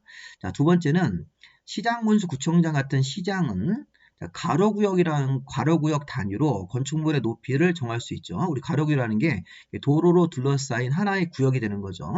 기본적으로 큰 도로가 이렇게 있으면 도로로 둘러싸여져 있는 하나의 구역이 가로구역인데 이 가로구역에다가 시장군수구청장이 높이를 정하는데 같은 가로구역에서 서로 다르게 높이를 정할 수도 있기 때문에 동일한 가로구역 내에서는 높이를 동일하게 한다는 것은 옛날 규정이고 자, 현재는 가로구역 안에서 높이를 서로 다르게 정할 수도 있습니다. 3번에 보시면 가로구역 안에서 건물의 높이를 시군구청장이 건축위원회 심의를 거쳐서 완화할 수도 있습니다. 자, 그리고 3층 이하 높이가 10m 이하 건물이 아니라 2층 이하 높이가 8m 이하 건물일 때는 1조 등의 확보를 위한 높이 제한을 적용하지 아니할 수 있습니다. 자, 2층 이하로서 건물 높이가 8m 이하일 때는 1조 등의 확보를 위한 높이 제한을 적용하지 아니할 수 있다. 이렇게 표현하는 겁니다. 근데 이건 아직 안 배운 거니까 뒤에 가서 보시고 자, 정북 방향으로 공지가 있으면 정북 방향으로 다른 건물이 있는 게 아니라 정북 방향에 빈 땅이 있기 때문에 북쪽에 있는 건물을 보호할 필요가 없어서 이거는 정남 방향으로부터 일정 거리를 띄면서 건물의 높이를 정하는 것입니다. 이것도 뒤에 설명을 드릴 겁니다. 자, 정북 방향에 햇볕 같은 것들을 보호할 일조 같은 것들을 보호할 건물이 없고 이게 공지가 있기 때문에 건물을 지을 때 정남 방향으로부터 정남 방향 인접대지 경계선으로부터 일정 거리를 띄면서 건물 높이를 정한다. 이렇게 되는 겁니다. 이것도 되게 어렵죠. 자, 일단 답은 좀 요거 1번이 맞고 2번은 틀렸습니다. 시장이 가로구역에다가 높이를 서로 다르게 정할 수 있다. 가로구역에서 건물 높이를 완화 적용할 수도 있다. 2층 이하로서 높이가 8m 이하인 건물이 1조 등의 확보 같은 높이 제한을 적용하지 않는 배제 규정입니다. 자, 정북 방향에 공지가 있을 때는 건물의 높이를 올릴 때 정북 방향이 아니라 정남 방향 인접대지 경계선으로부터 건물의 일정 거리를 띄면서 건물의 높이를 일정 높이 이하로 줘야 되는 것입니다. 이거 뒤가 설명을 드릴 겁니다. 어쨌든 65번 같은 경우는 정답이 요거 1번으로 봐야 되겠습니다. 자, 66번은 작년도 시험 문제인데, 자, 건축법에서는 면적 관련된 용어들이 대지 면적, 건축 면적, 바닥 면적, 연면적 형태로 나오죠. 자, 그 면적을 산정하는 방법으로 틀린 것은, 자, 우리 공동주택 지상층에 주민들이 이용할 수 있는 조경설을 만들면 우리 지상에다가 조경설, 전기시설 같은 거 설치했을 때는 이 법이 지킨 걸 잘 지켰기 때문에 요거는 바닥 면적에 산입하지 않습니다.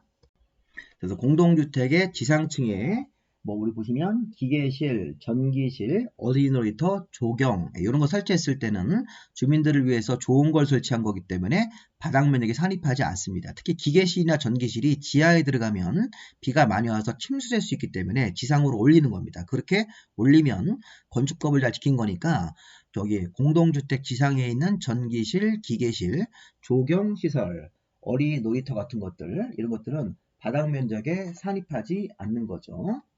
자, 두 번째, 지하 주차장. 자, 지하 주차장으로 내려가는 경사로 면적도 본 건물하고 상관없는 면적이기 때문에 건축 면적에 산입하지 않습니다. 이게 답이네요. 자, 태양열 에너지원 주택은 외벽 두께가 두 개가 있습니다. 외벽이 두 개.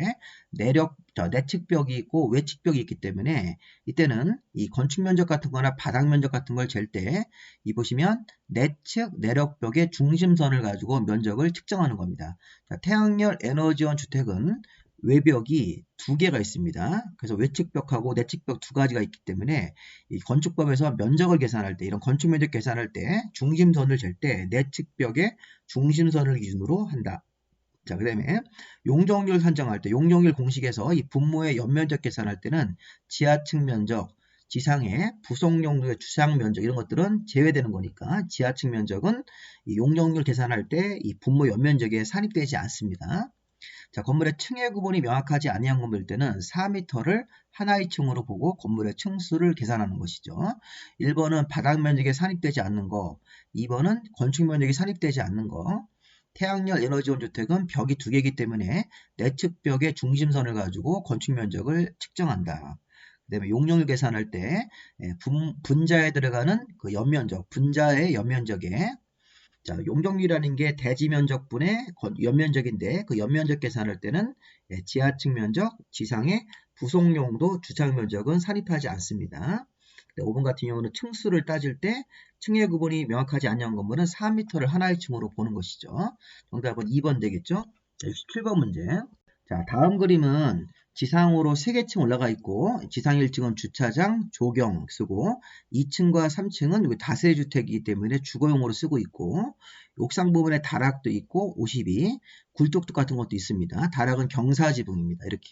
자, 보시면 자, 지금 같은 경우에 대지 면적이 200이고 대지가 200이고 용적률을 보시면 200%, 건폐율은 50%인데 건폐율은 필요 없는 자료입니다. 왜 그러냐면 연면적을 구하는 거니까.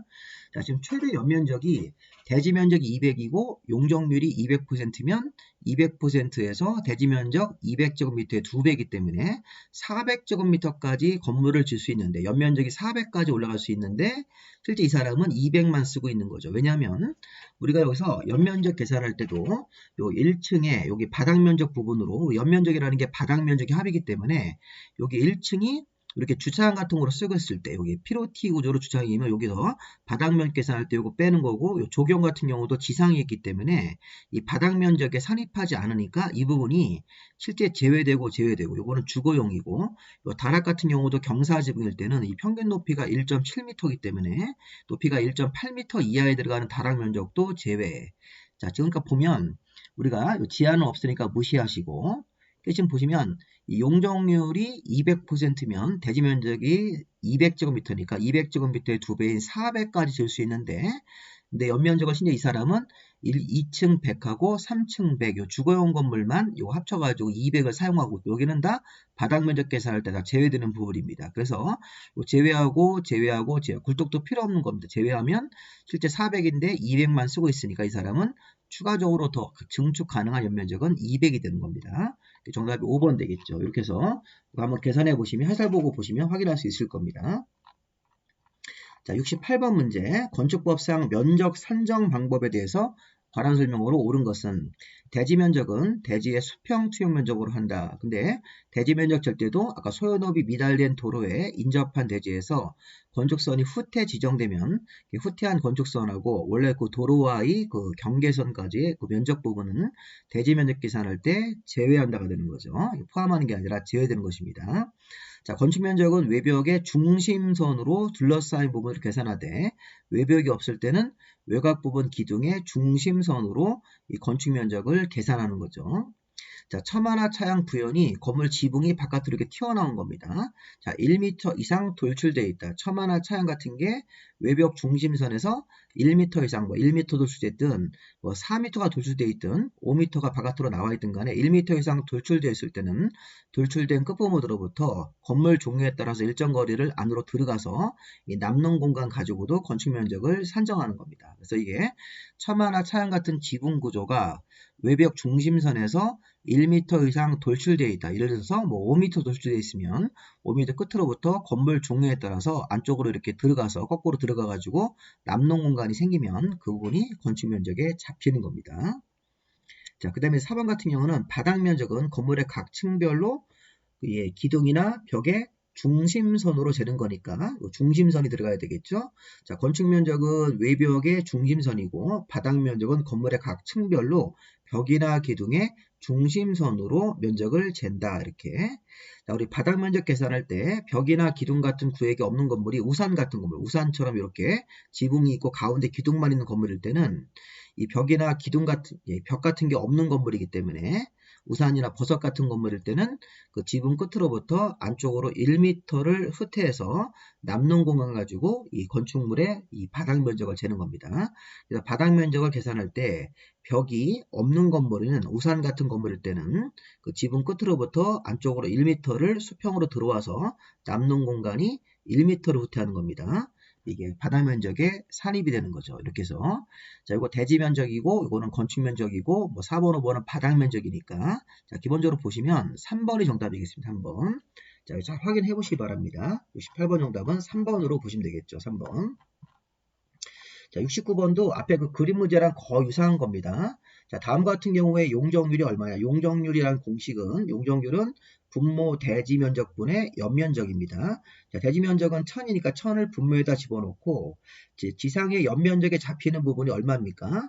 자, 일단 지하 부분은 무조건 제외하고 자, 여기 용적률 공식에서 이 분자에 들어가는 연면적에는 지하층, 지상의 부속용도 주차장은 빼는 거니까 여기 지상 1층이 주차장이네요. 요거 빼는 겁니다. 자, 근데 나머지 부분이 300제곱미터가 일종근생 같은 상가, 지상 2층과 지상 3층이 업무용으로 500이니까 자, 2층 500, 3층 500 지상 합치면 1000. 또 지상 1층도 주차장은 빼고 일종 근린생활에서 300제곱미터는 포함이기 때문에 이 분자에 들어가는 연면적이 이게 보시면 1300입니다. 1300을 분모 대지 면적 1000으로 나눈 다음에 곱하기 100% 하는 거니까 130%가 용적률로 계산되겠습니다. 정답 2번. 자, 70번 문제. 자, 건축법상 바닥 면적 산정에 관한 내용이다. 틀린 것은 이렇게 나왔죠. 자, 70번 문제. 바닥 면적 산정에 관한 설명이다. 틀린 것은 앞에서 한 거랑 거의 뭐 중복입니다. 자, 피로티 같은 부분이 공중 통행이나 이런 거, 자, 피로티 부분이 이 공중이나 차량 통행 같은 거에 전용되거나 이렇게 또는 주차 같은 거로 쓰는 부분이거나 한번 끊고 공동주택에 설치된 피로티는 이런 통행이나 주차 같은 거 아니더라도 바닥 면적 산입할 때 제외된다. 이렇게. 자, 피로티 부분은 뭐 상가 같은 거, 상가라든가 업무용 빌딩 같은데 이런 피로티 부분은 공중이나 차량의 통행, 주차장으로 쓰는 부분 피로티는 바닥 면적에서 빼주는 거고 그 다음에 공동주택에 설치된 피로티는 이런 통행이나 주차 같은 거 따지지 않고도 바닥 면적에서 모두 제외되는 것입니다. 자, 주택의 발코니나 노대 같은 부분은 난간 설치 여부와 관계없이 노대의 전체 면적에서 노대 등이 외벽에 접한 길이가 이 노대 발코니가 외벽에 붙어 있는 길입니다. 길이. 거기서 이렇게 정면으로 1.5m까지 나가서 외벽에 접한 길이에 1.5m, 가로 길이 외벽에 접한 길이에다가 1.5m 나가는 그 부분까지만 공제하고 나머지 부분은 바닥 면적에 산입이 되는 거죠. 자, 승강기탑, 계단탑, 장식탑, 다락이 이게 옥상 구조물입니다. 옥상 구조물은 특별한 조건 없이 바닥 면적에서 제외됩니다. 다만 이 다락이 층고가 1.5m 이하, 그러니까 경사지붕일 때는 1.8m 이하의 높이가 나와야지 이 바닥 면적에 산입하지 않는 건데 이거 2m 때문에 틀렸습니다. 이거 다시 한번 승강기탑, 계단탑, 그 다음에 장식탑은 조건이 없고 이 다락은 다락 층고가 이 평평한 지붕일 때는 1.5m 높이가 그다음에 경사지붕 형태일 때는 이 평균 높이를 재서 1.8m 이하면 다락 같은 부분의 면적이 바닥 면적이 산입되지 않는 겁니다.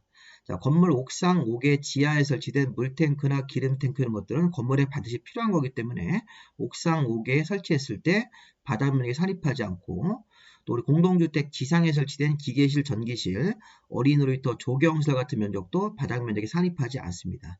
자, 바닥 면적에 산입이 안 되는 거면 건축주한테 다 좋은 거죠.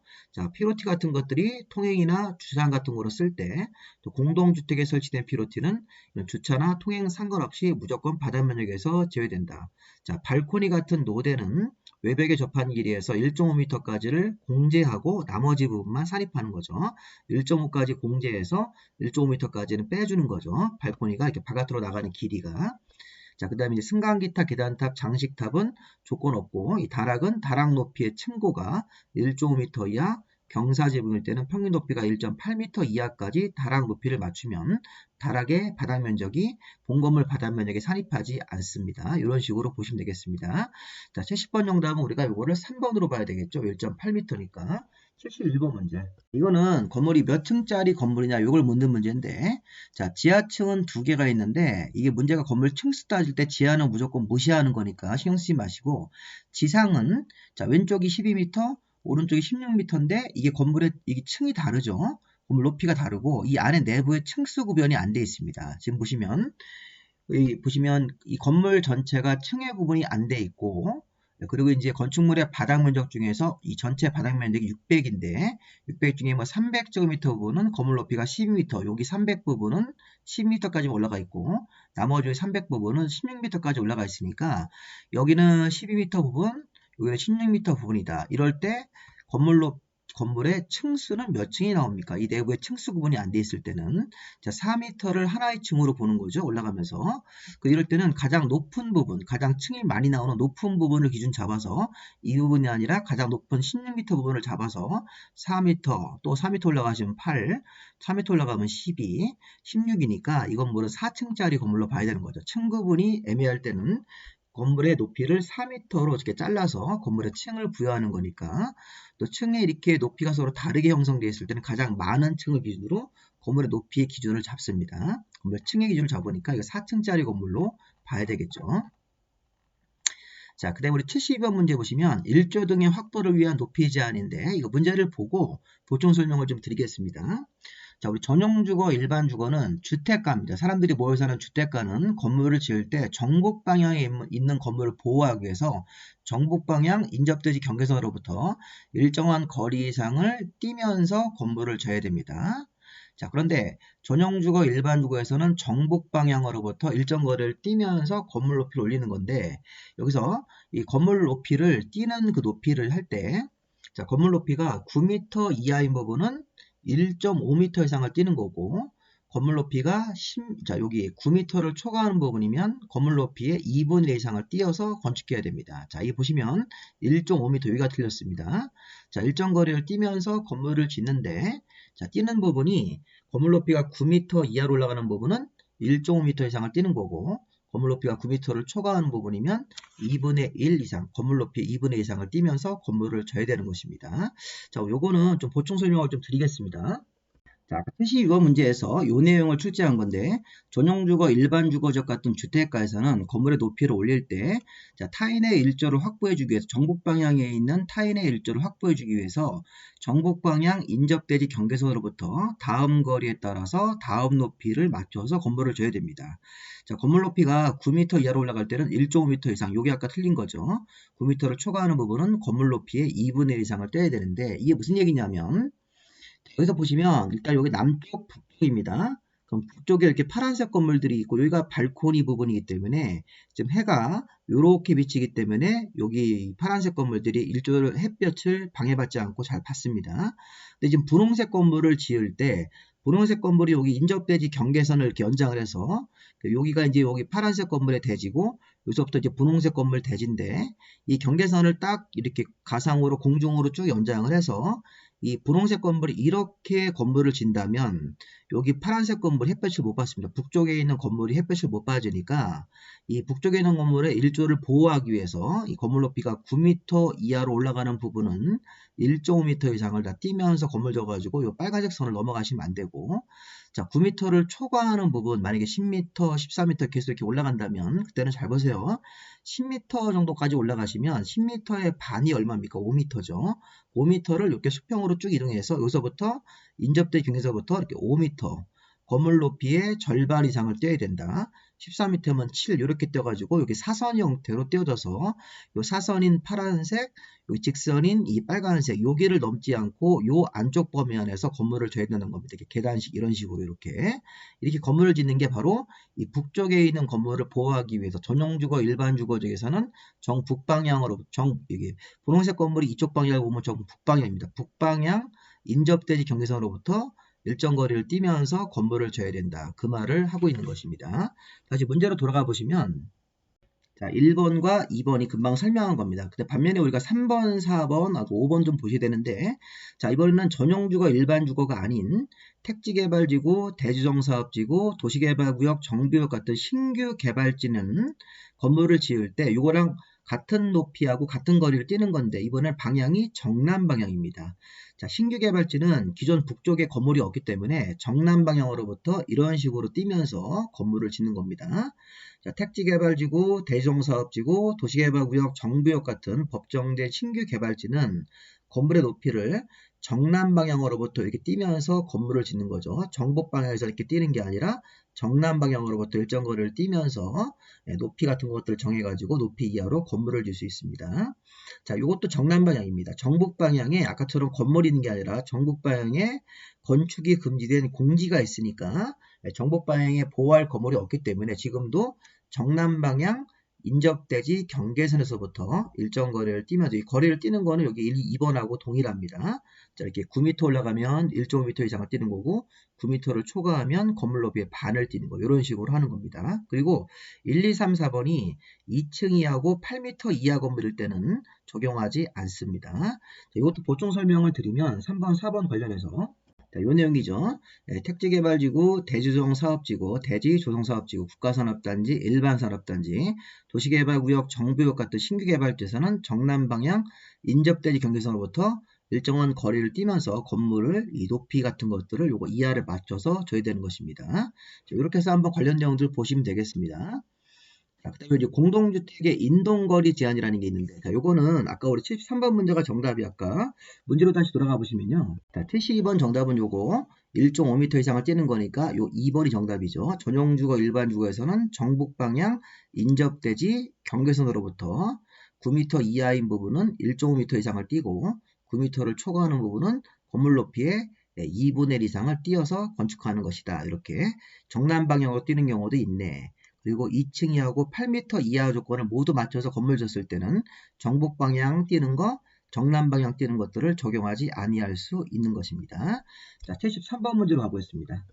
자, 73번 문제도 조금 어려운 문제인데 이 공동주택을 일반 상업지역과 중심 상업지역은 제외하고 다른 지역에서 공동주택 같은 걸 졌을 때 이 높이 제한을 할 때 이 공동주택은 동과 동 사이 거리 제한이라는 게 있습니다. 이런 거리 제한에 관한 문제인데 일단은 이 보시면 이 건축물의 높이는 채광창 같은 것들이 있는 벽면에서 직각 방향으로 자, 인접대지 경계선까지 수평거리의 2배 이하로 해야 된다.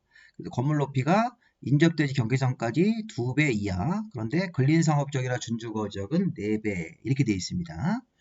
그리고 이게 같은 대지에서 두 동 건물이 서로 마주보고 있을 때, 그래서 1번 지문이 이게 다른 아파트까지 경계선까지 다른 아파트 경계선까지 거리의 2배.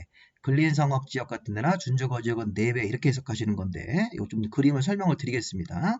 또 같은 대지에서 뭐 101동, 102동 사이의 거리 같은 것도 두 동 건물이 서로 마주보고 있을 때 채광을 위한 창문 벽면으로부터 직각 방향으로 각 건물 높이의 0.5배 이상을 떼야 된다. 이건 거리를 건물 높이의 반 이상을 떼야 된다. 도시형 생활주택은 0.25배인 이렇게 4분의 1 정도를 떼는 게 있는데 이게 이렇게 설명을 하면 무슨 말인지 어렵습니다. 이것도 보충 설명을 좀 드려보도록 하겠습니다.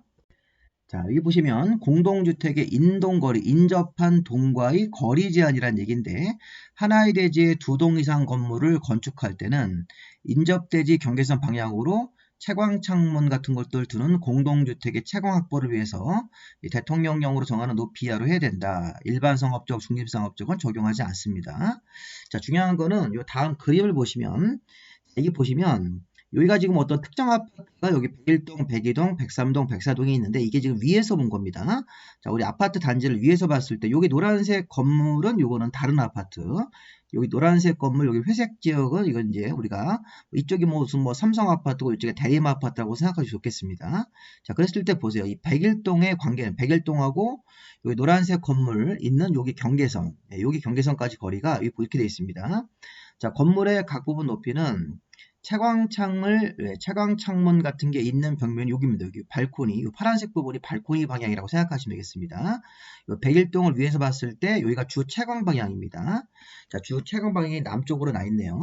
그럼 이 101동의 높이하고 이 거리, 인접대지 아파트 이 경계선까지 거리에 여기 보시면 2배, 4배라고 되어 있으니까 이렇게 해석하시는 겁니다. 자, 먼저 이 101동하고 인접대지 경계선까지 거리가 요겁니다. 요거.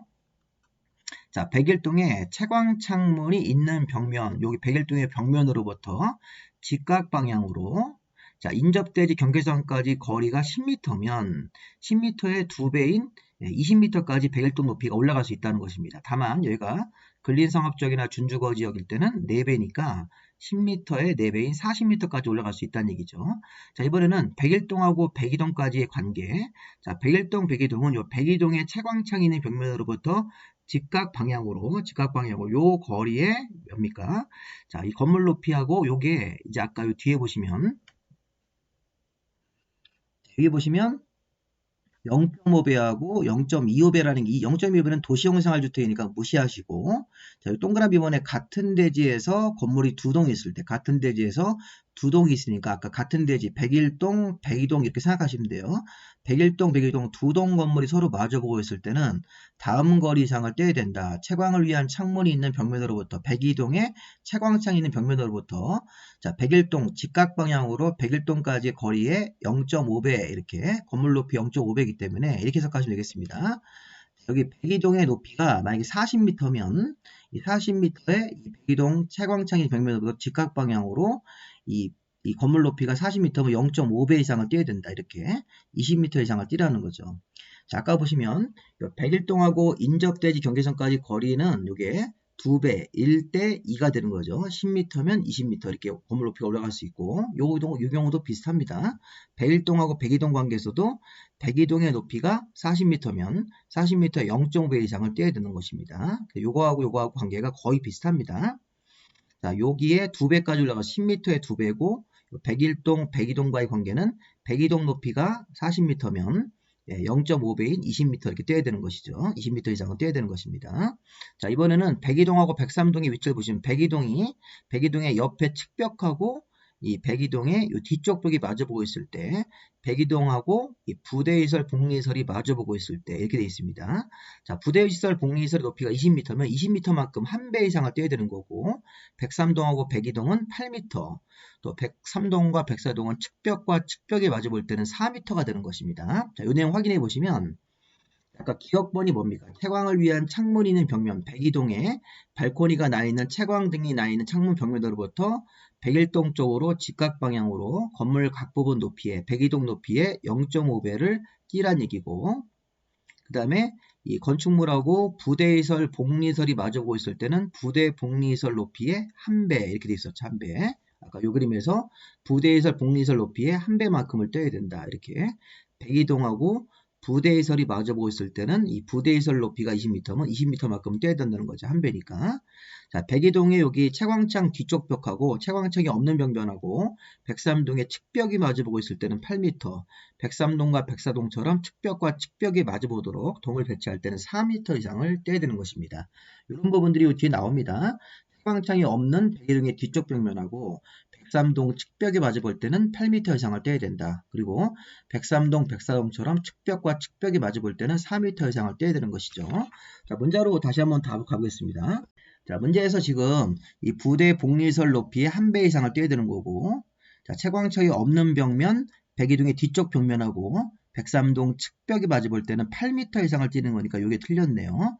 자, 그 다음에 측벽과 측벽이 마주보는 상태일 때는 4m 이상 거리를 떼야 된다. 여기서 여기 지금 보시면 1번 같은 경우는 지금 이렇게 다른 아파트까지 대지의 거리의 2배까지 건물을 높여라 이런 얘기고, 자, 여기 2번부터 3번, 4번, 5번은 같은 동 안에서 건물의 이제 그 동과 동 사이 거리를 규정하는 내용이라고 보시면 되겠습니다. 근데 요거는 뭐 시험 문제에서 예전에 한번 나오긴 했는데 지문으로 그 뒤로는 거의 안 나오는 내용이지만 혹시 모르니까 한번 보시는 겁니다.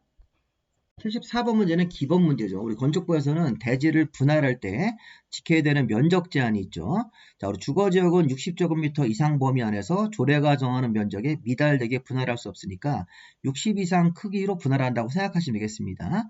자, 상업지역 같은 경우는 자, 60, 150이니까 150 이상이니까 틀렸고, 공업지역도 150 이상, 녹지지역은 200 이상이니까 이게 맞네요. 기타 주상공독이 아닌 나머지 기타 지역들은 60 이상 범위 안에서 조례가 면적을 정해가지고 그 면적 이상으로 분할하는 거기 때문에 자, 60, 150, 150, 200 기타 지역은 60에서 맞는 거는 지금 4번으로 봐야 되겠습니다. 66번 문제는 66번 문제가 아니죠. 자, 이 75번 문제는 대지를 분할할 때 우리 앞에 문제에서 대지를 분할할 때 지켜야 되는 면적 주거지역 60 이상, 상업지역 150 이상, 공업 150 이상, 녹지 200 이상. 그런데 그 면적을 지켜도 여기 써있는 해설 좀 먼저 보세요. 이제 분할을 했을 때 대지와 도로와의 관계가 위반됐을 때, 자, 높이 제한 요 두 개, 가로구역 높이 제한하고 아까 우리 좀 전에 배웠던 일조 확보를 위한 높이 제한 위반, 건폐율, 용적률, 공지 이런 거 위반이 있으면 추가적으로 분할을 또 못하는 겁니다. 이 분할할 때 자, 이렇게 대지와 도로와의 관계 위반, 자, 60 이상으로 분할했더라도 대지와 도로와의 관계가 위반이 생기거나, 자, 높이 제한에서 위반이 생기거나, 건폐율, 용적률 같은 거 위반이 생기면 이 또 분할을 추가적으로 못하게 되어 있습니다. 그래서 보시면 이 조경은 아닙니다. 이 조경 같은 경우는 분할할 때 지켜야 되는 그런 기준은 아니고 대지와 도로와의 관계에 못 미칠 때 1조 등의 확보를 위한 기준 같은 것들을 못 미칠게 분할했을 때 건축물의 가로구역별 높이 제한을 위반해서 못 미치게 분할했을 때 건폐율이나 용적률 기준에 위반 사항이 생기면 이 분할을 또 못하는 것입니다. 원래 분할할 때는 60, 150, 150, 200 이상이면 분할이 되는데 그렇게 분할했더라도 요 조항에 위반 사항이 생기면 또 분할을 못하는 겁니다. 그래서 요 조항 같은 것들을 참고로 한번 보시고 정답은 5번 이 조경은 이 분할과 관련된 조항은 아닙니다. 요건 아직까지 한 번도 안 나온 내용인데 그냥 참고로 한번 보시 바랍니다. 자, 이제 한 10문제 남았네요. 자, 건축법의 7번째 파트가 특별 건축구역 제도하고 건축협정하고 결합건축 이런 것들 좀 보시고 이행강직은 보시면 되겠습니다. 자, 우리 건축법에서 특별건축구역이 경제 활성화를 위해서 건축법이나 관련 규정 같은 것들을 배제시켜 주거나 또는 일부 완화해 주거나 또 중복되는 규정을 통합하는 그런 내용들이 자, 건축주한테 좋은 거죠. 자, 일단 특별건축구역 설명으로 옳은 것은 자, 특별건축구역은 국토부 장관 또는 시도의사가 정하는데 자, 국토부 장관 시도의사가 정할 때 시도지사는 이런 정비구역에다가 재건축 재개발은 정비구역에다가 특별건축구역을 정할 수 있습니다. 자, 국토부 장관은 정비구역에다가 특별건축구역을 정할 수 없는데 시도의사는 이런 정비구역에서 특별건축구역을 정할 수 있다가 되는 것입니다. 자, 두 번째, 우리 개발제한구역은 환경을 보호하는 곳이죠. 뭐 개발제한구역, 자연공원, 좁도구역이나 보전산지 같이 자, 환경 같은 걸 보전하는 지역은 특별건축구역을 정할 수 없는 금지지역입니다. 자, 틀렸죠? 1번 틀렸습니다. 시도지사가 정비구역에서 특별건축구역을 정할 수 있다. 반면에 국토부 장관은 정비구역에서는 특별건축구역을 정할 수 없습니다. 시도의사는 정할 수 있다고 개발제한구역, 좁도구역, 자연공원, 보전산지는 환경보호를 위해서 그 특별건축구역을 정해가지고 뭐 건축법을 배제하거나 완화할 수 없는 곳입니다. 자, 그다음에 특별건축구역은 지정신청이라는 걸 해요. 자, 특별건축구역을 지정권자가 국토부 장관하고 시도지사인데 국토부 장관한테 신청하는 자는 중앙행정기관회장이나 시도지사고 그다음에 시도지사한테 지정 신청하는 사람은 시군구청장입니다. 자, 보통 이제 하급자가 상급자한테 지정 신청을 해요. 국토부 장관한테는 중앙행정기관회장이나 시도의사가 지정 신청을 하고 시도의사가 지정권자일 때는 시군구청장이 지정 신청을 하는데 이렇게 시도의사가 지정신청을 받으면 30일 안에 이 건축위원회 심의를 거쳐서 특별건축구역 지정 여부를 결정을 해야 되는 것입니다. 자, 그래서 여기 보시면 3번 같은 경우는 30일 안에 심의를 거쳐서 이런 지정 여부 같은 것들을 결정하도록 된다. 이렇게 해설하면 되겠죠.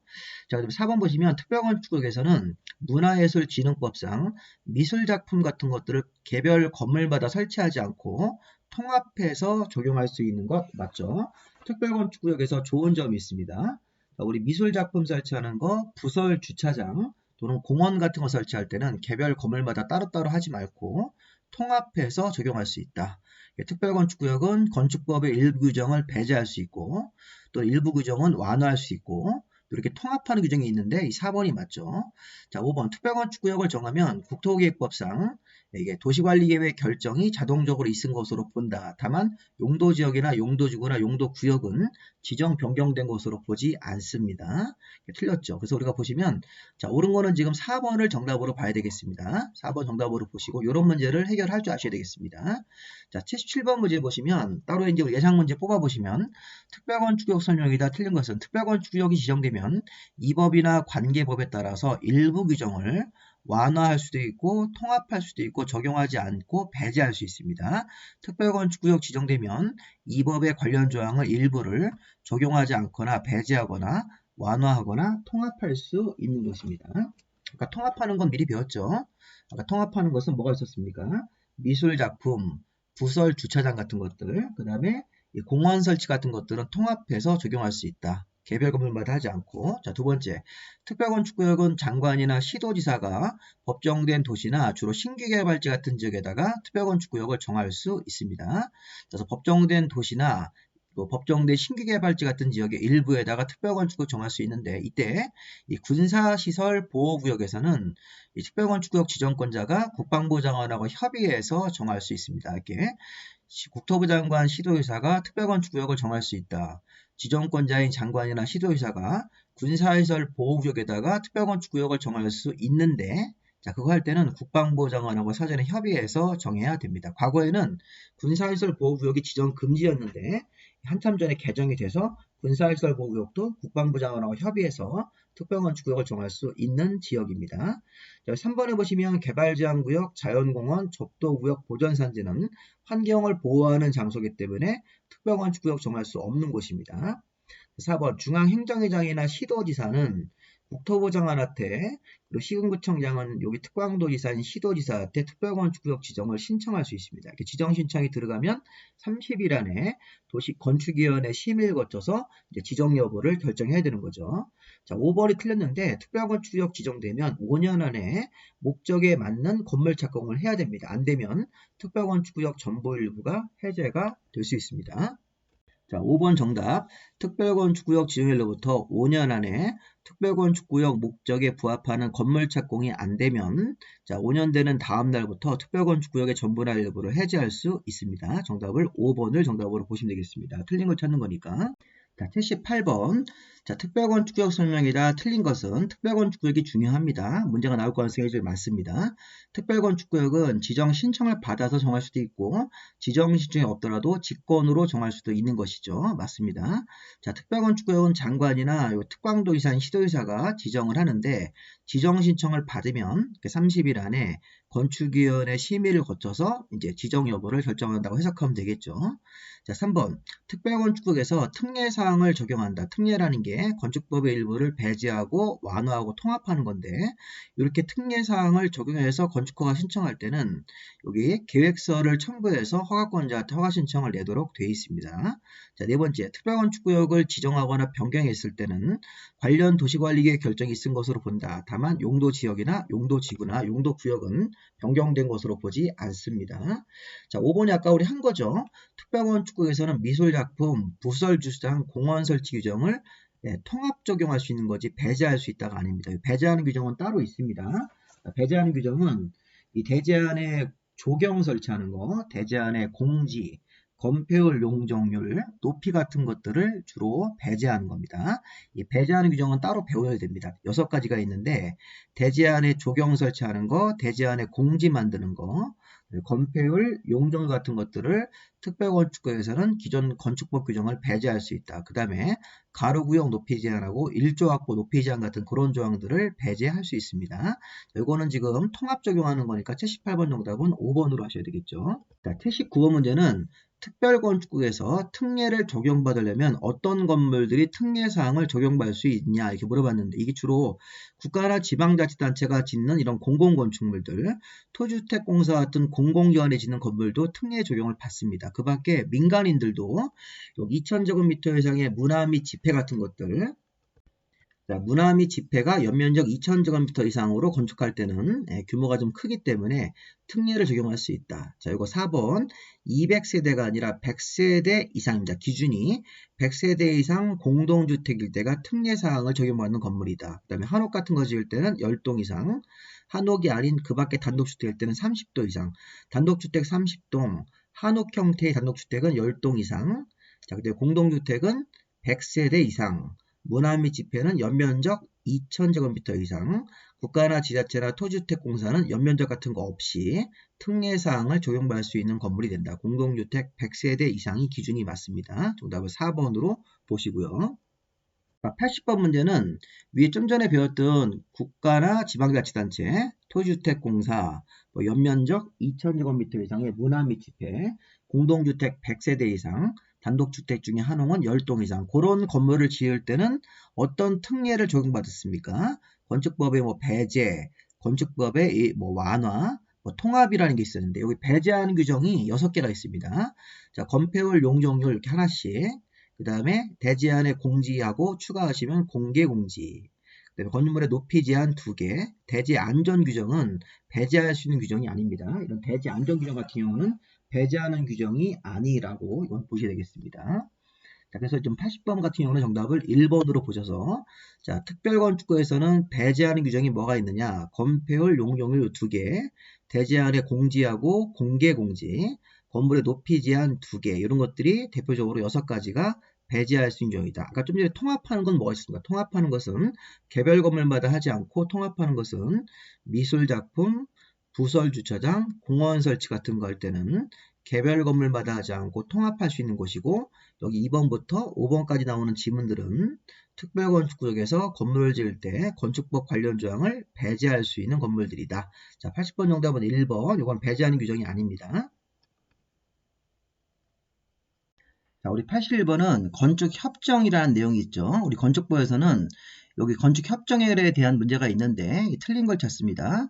자, 건축협정이라는 게 토지나 건물 소유자나 지상권자 같은 그 밖의 이해관계자가 전원이 동의하면 건물을 건축돼서 리모델링 같은 거 할 때 건축협정을 체결해서 건축비를 아끼고 주차장 같은 것들을 공동으로 설치하는 것. 자, 이 건축협정이라는 게 경제적으로 굉장히 많이 도움이 되고, 자, 건축비를 절약할 수 있고, 주차장이라든가 조경, 건폐율 같은 것들을 이렇게 통합해서 하나로 묶어서 할 수 있는 경우다. 이렇게 해석하시면 되겠습니다.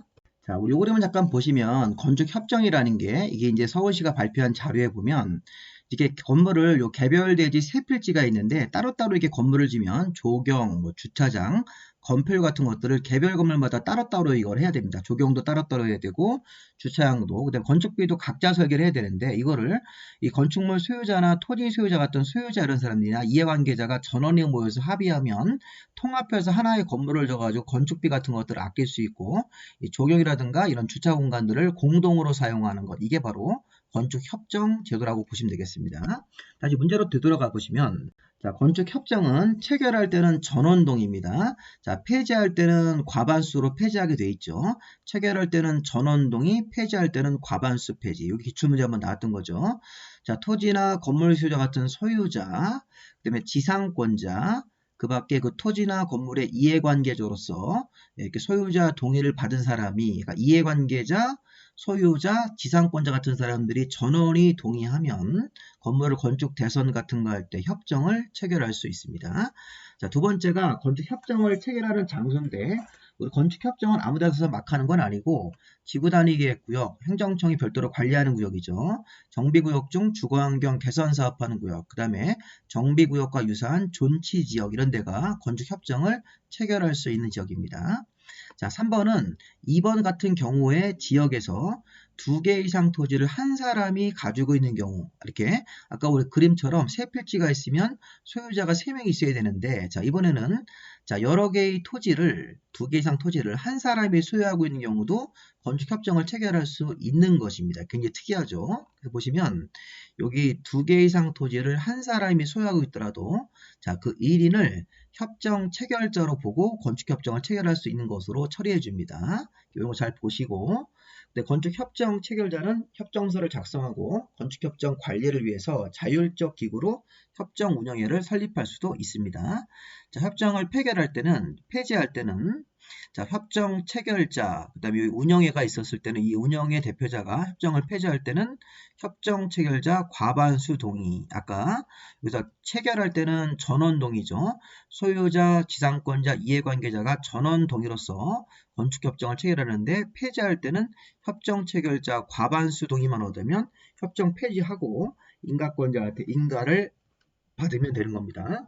그리고 참고로 협정은 기본적으로 폐지하려면 원칙적으로 20년 지난 다음에 폐지 신청하는 게 원칙입니다. 20년이라는 표현도 하나 적어두십시오. 건축협정을 체결했다가 바로 폐지하는 건 문제가 있으니까 이 과반수 동의로 폐지할 때 원칙적으로 20년이 지난 후 폐지 신청을 할 수 있는 것입니다. 자, 어쨌든 정답은 좀 여기 보시면 여기서 그 3번이 잘못됐죠? 두 개 이상 토지를 가지고 협정 체결할 때 토지 소유자가 한 명이 두 개 이상 토지를 가지고 있는 경우도 건축협정을 체결할 수 있습니다. 자, 82번은 자, 건축협정을 체결해서 이제 인가를 받았습니다. 아까 이제 전원 동의를 받아서 이제 관청 인가권자 신구청장한테 인가를 받고, 자, 그러면 이 여러 세 필지 토지에서 건물을 따로따로 짓지 않고 협정을 체결해서 하나의 건물로 지을 때, 자, 이렇게 어떤 규정을 개별 건물마다 적용하지 않고 통합할 수 있는 것인가 이렇게 나와 있습니다. 자, 보시면 건폐율 같은 거 통합할 수 있고 지하층, 부설 주차장, 개인 하수 이런 것들을 통합해서 적용할 수 있습니다. 여기 계단 설치가 아닙니다. 계단 설치는 이건 따로따로 하는 거로 보시고 이 건폐율, 지하층, 뭐 대지 안에 뭐 조경 같은 거, 부설 주차장, 개인 하수 여기 해설 보시면 해설이 여기 따로 이 부분이 자, 여기 보시면 건폐율, 지하층, 그 다음에 무슨 뭐 조경, 대지 안에 조경 설치하는 거, 부설 주차장, 개인 하수 같은 것들은 건물을 이렇게 통합해서 통합 건물로 생각하고 하나로 처리할 수 있는 것입니다. 근데 계단 설치 같은 것들은 그런 사항이 없으니까 그런 내용들도 한번 찾아보시 바랍니다. 자, 83번은 결합건축 주제가 바뀌었죠. 이제 건축협정이 아니라 결합건축입니다. 자, 우리 결합건축이 작년도 문제가 나왔는데 이 결합건축이라는 건 뭡니까? 자, 이 그림을 보시면 이 결합건축이라는 게 이렇게 되어 있죠. 어떤 도로하고 도로로 둘러싸여져 있는 대지가 있는데 이 대지하고 대지에서 이 건물 같은 걸 지을 때 여기 100m 이내, 이게 100m 이내에만 있으면 자, 용적률을 다른 건물에다 주는 거죠. 이렇게 여기서 200%만 쓰고 이쪽으로 주고 이쪽에다 600%쓸 수 있게. 자, 상업지역이나 역세권 같은 주로 이게 신규 개발지에서는 용적률을 이 두 필지 개별 대지마다 적용하지 않고 이걸 통합해서 요 두 대지를 통합해가지고 이 도로가 12m 이상 나와야 됩니다. 12m 이상 나오는 도로에 두 개의 대지가 있는데 대지와 대지 사이 거리가 뭐 120m 이상, 100m 이상, 100m 이내만 있으면 용적률을 따로따로 적용하지 않고 통합해서 적용할 수 있는 곳 이렇게 해석하시면 되겠습니다. 자, 그래서 문제가 보시면 이 결합건축을 할 수 있는 지역이나 이런 구역이 있었는데 국토계획법상 상업지역, 지하철역 주변의 역세권, 자, 좀 전에 배웠던 건축협정구역, 그 다음에 특별 건축구역도 들어갑니다. 근데 특별 가로구역은 들어가지 않습니다. 특별 가로구역은 안 들어가기 때문에 이 답을 4번으로 보시고, 결합건축이라는 게 아까 그림처럼 대지와 대지가 이렇게 바로 붙어 있는 경우도 있지만 최단 거리가 100m 이내에만 있다면 좀 떨어져 있더라도 100m 이내에만 있으면 두 개의 대지가 모두 법정된 지역 중 동일한 용도 지역에 속하고, 그러니까 도로와 도로 사이, 도로가 12m 이상 너비의 도로로 둘러싸여 있을 때, 그래서 그런 도로로 둘러싸여 있고 같은 용도 지역이고 대지와 대지 사이 거리가 최단 거리 100m 이내에만 있다면 두 개의 대지 건축주가 합의해서 결합 건축을 체결할 수 있다. 그래서 아까 우리 그림에서는 자, 지금 여기 대지하고 여기 대지가 이렇게 붙어 있는 경우도 되고 대지하고 대지 사이가 좀 떨어져 있더라도 최단 거리 100m 이내에만 있으면 그 도로 폭이 12m 이상 도로가 이렇게 주변에 있어야 되고 같은 용도 지역이라면 결합 건축을 체결할 수 있습니다. 자, 그리고 이 결합건축은 이 건폐율을 개별 건물마다 적용하지 않고 따로따로 건폐율을 적용하지 않고 두 개의 대지를 통합해 적용하는데 이게 지금 용적률이죠. 용적률. 자, 용적률에 대해서 예, 대지마다 각각 400%, 400% 쓰지 않고 200, 600으로 나눠 쓰는 제도이기 때문에 건폐율이 틀렸습니다. 이거. 자, 상업지, 역세권, 주거환경 개선구역, 건축협정구역, 특별건축구역 이런 데가 결합건축할 수 있는 지역인데 여기 특별 가로구역은 들어가시면 안 되겠고요. 그럼 답은 요거 2번으로 나왔죠. 자, 그 다음에 도시경관 형성, 기반시설 부족 등의 사유로 두 개 이상 토지를 소유한 자가 한 명의 경우에도 결합건축을 또 할 수도 있습니다. 그러니까 건축협정과 유사하게. 그리고 결합건축하는 건축주는 허가 신청할 때 이 결합건축 협정서 같은 것들을 첨부해서 허가권자한테 제출을 해야 되는 것입니다. 자, 이렇게 해서 우리가 결합건축에 대한 기본 개념과 용적률을 통합하는 제도다. 그리고 이 결합건축은 기본적으로 30년 정도는 유지가 돼야 됩니다. 그래서 결합건축을 폐지할 때 이제 전원이 동의해서 폐지하는 거고 여기 합의한 건축주가 합의해서 체결하고 폐지할 때도 전원이고 아까 건축협정은 20년이 지나서 폐지하는 거죠. 과반수 동의 얻어가지고 20년 지나면 아까 건축협정을 폐지할 수 있는데 결합건축은 30년 정도 유지한 다음에 폐지하는 겁니다. 그리고 폐지할 때 전원의 합의로 폐지하는 것입니다. 전원이 동의했을 때. 그리고 조심하셔야 돼요. 앞에서 배웠던 건축협정은 과반수 동의받아서 폐지하고 20년 지난 다음에 폐지하는 게 원칙이다. 결합건축으로 용적률을 나눠 쓰다가 결합건축을 폐지하려면 30년은 지나야 되고 결합건축 폐지할 때는 전원이 동의해서 폐지를 하는 것입니다. 그런 내용들 추가적으로 한번 확인해 보시 기 바랍니다. 자, 이렇게 해서 우리 보시고, 그 다음에 이제 다음 주제로 넘어가겠습니다. 이제 우리가 이 뒤에 가보시면 건축법을 위반했을 때 여러 가지 제재가 있는데, 그 중에서 제일 중요한 게 이행강제금입니다. 자, 이행강제금이 건축법상 시정명령, 뭐 철거명령 같은 거 이런 거 위반해서 계속 버티고 있으면 또 무허건축물 같은 걸 졌을 때 철거명령을 부과하고 그런 거 위반한 건물이 철거하지 않고 버티면 이행강제금을 1년에 2번씩 부과할 수 있는데 이행강제금을 계산할 때 가장 중대한 위반이 건축허가 안 받았을 때, 용적률 초과했을 때, 건폐율 초과했을 때, 건축 신고 안 하고 졌을 때, 이 네 가지가 제일 중대한 위반. 중대한 위반 같은 거 한 건물은 이게 철거 명령을 하고 철거 명령 이행 안 하고 버티면 이행 강제금을 부과하는데 이행 강제금을 부과할 때 이게 비율이 있습니다. 자, 우리 건축 허가는 100분의 100. 그 다음에 용적률은 100분의 90으로 계산하는 거고 비율을 곱해서 계산하는 거고 건폐율은 100분의 80 건축 신고 같은 거 안 했을 때는 100분의 70으로 계산해서 이 회사를 보시면요. 자, 이행강제금을 부과할 때 자, 건폐율 용적률 초과한 사람 건축허가나 건축 신고하는 사람이 중대한 위반입니다. 그럼 중대한 위반을 부과할 때는 위반한 건축물의 1제곱미터당 시가 표준액이라는 게 있습니다. 자, 위반한 건물이 있으면 세금 부과하기 위한 시가 표준액 1제곱미터당 만약에 100만 원이다. 그럼 100만 원에 100분의 50입니다. 이게 기본입니다. 1제곱미터당 위반 건물의 시가 표준액이 100만 원이다. 거기에 50%, 100분의 50에다가 위반 면적을 곱하고 그 다음에 밑에 위반 형태에 따라서 이 비율을 다시 한번 곱하는 겁니다.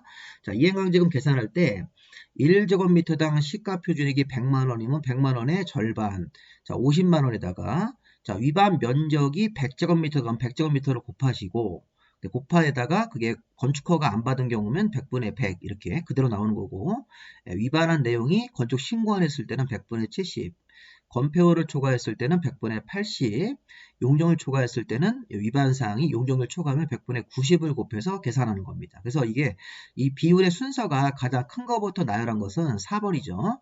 자, 건축 허가 안 받은 게 제일 100분의 10으로 100분의 100으로 제일 세게 부과하고 그다음에 이게 용적률 초과했을 때 100분의 90, 건폐율 초과했을 때 100분의 80, 디귿번 건축 신고 안 하고 줬을 때가 100분의 70이니까 이 계산 공식을 다시 한번 잘 보시면서 1제곱미터당 시가 표준액의 절반을 구하고 그 다음 위반 면적을 곱하고 다시 한번 위반 형태에 따라서 이 비율을 곱하게 되어 있습니다. 그러면 이행강제금이 부과가 되고 이행강제금은 그런 철거 같은 거 여기 위반 건물을 철거해야 되는데 철거 안 하거나 또는 뭐 개축 이런 거 용도비용 같은 시정명령 이행을 안 하면 이행강제금이 부과가 됩니다. 1년에 2번씩 부과되죠. 자, 마지막 문제가 있죠. 자, 건축법상 이행강제금 설명으로 틀린 것은, 자, 국토부 장관은 시정명령, 아까 뭐 철거명령, 뭐 개축명령, 용도변경 명령 같은 시정명령을 받은 건축주나 시공자가 시정기간 내 이행을 안 하면 다시 한번 상당한 기한을 정해서, 자, 그 기한까지 이 시정명령 이행을 안 하면 이행강제금을 부과하도록 되어 있습니다. 근데 이게 부과권자가 시군구청장, 건축허가권자라고 하셔야 돼요. 건축허가권자의 시군구청장이 이행강제금 부과하는 거니까 1번 틀렸습니다. 자, 건축법상 이행강제금은 1년에 2회 이내까지 부과하고 이행될 때까지 반복해서 부과하기 때문에, 자, 올해 이행강제금 2번 받고 이행을 안 하면 또 다음에 떠나가고 또 계속적으로 부과하는 겁니다. 자, 이행강제금 부과처분을 받은 사람이 시정명령을 이행을 했다고 관련 자료를 갖고 오면 즉시 새로운 강제금 부과를 중지합니다. 이제 목적이 달성됐으니까. 근데 이미 부과가 된 이행강제금은 징수를 해야 되는 것입니다. 자, 60제곱미터 이하의 아주 작은 전용면적 60제곱, 자, 연면적 60제곱미터 이하의 주거용 건축물이 있는데, 자, 연면적 60제곱미터 이하의 주거용 건물들은 서민들이 거주하는 주택이니까 이행강제금을 원래 계산 금액의 절반 정도 금액으로 낮춰서 부과할 수 있습니다. 2분의 1 범위안에서 이 조례가 정하는 금액으로 부과한다. 원래 정해진 금액보다 절반 정도까지 낮춰서 부과할 수 있습니다. 소규모 주거용 건물일 때는. 그리고 영리 목적으로 용도 변경을 하고 위반 사항이 자꾸 상습적으로 이루어지면 원래 부과된 이행강제금에 다시 이 100분의 100을 또 가중해서 부과를 하도록 되어 있습니다. 그래서 이게 영리 목적으로 이행강제금 같은 것들을 영리 목적으로 계속 위반을 하고 시정 안 하고 버티고 있을 때는 원래 부과된 금액의 100분의 100이니까 더블로 2배로 부과할 수 있다는 뜻입니다. 이렇게 해서 부과를 하여야 한다. 이런 식으로 해서 이거는 의무조항으로 봐야 되겠네요. 그래서 5번 질문은 가중부과, 이걸 원래 부과되는 금액의 절반까지로 부과할 수도 있다. 자, 이행강제금 부과 받은 자가 시정을 했다면 새로운 거는 부과를 중지하고 이미 부과된 강제금은 징수를 해야 됩니다. 자, 1년에 2번까지 부과할 수 있고 계속적으로 다음 연도 또 다음 연도 반복 부과 징수할 수 있습니다. 시정명령 이행할 때까지. 그리고 국토부 장관이 부과하는 게 아니라, 자, 건축허가권자인 시군구청장 같은 건축허가권자가 이행강제금을 부과하도록 되어 있으니까, 자, 이행강제금의 부과 주체가 건축허가권자가 이행강제금을 부과한다고 보시면 되겠습니다. 자, 그렇게 해서 보시고 여기까지 중요한 지문들을 다 봤습니다. 자, 건축법을 이렇게 문제를 보시면서 좀 자신 있게 여러분들이 건축법에 한번 지문들을 좀 접해 보시고 이런 걸 또 토대로 해서 좀 부족한 문제들은 또 추가적으로 만들어서 올리도록 할 테니까 일단 건축법하고 또 다음 강의에 주택법하고 농지법하고 국토, 도시개발, 정비 이런 식으로 좀 관련 내용들을 이 문제집 풀이를 좀 하도록 하겠습니다. 자, 여기까지 하겠습니다. 자, 수고하셨습니다.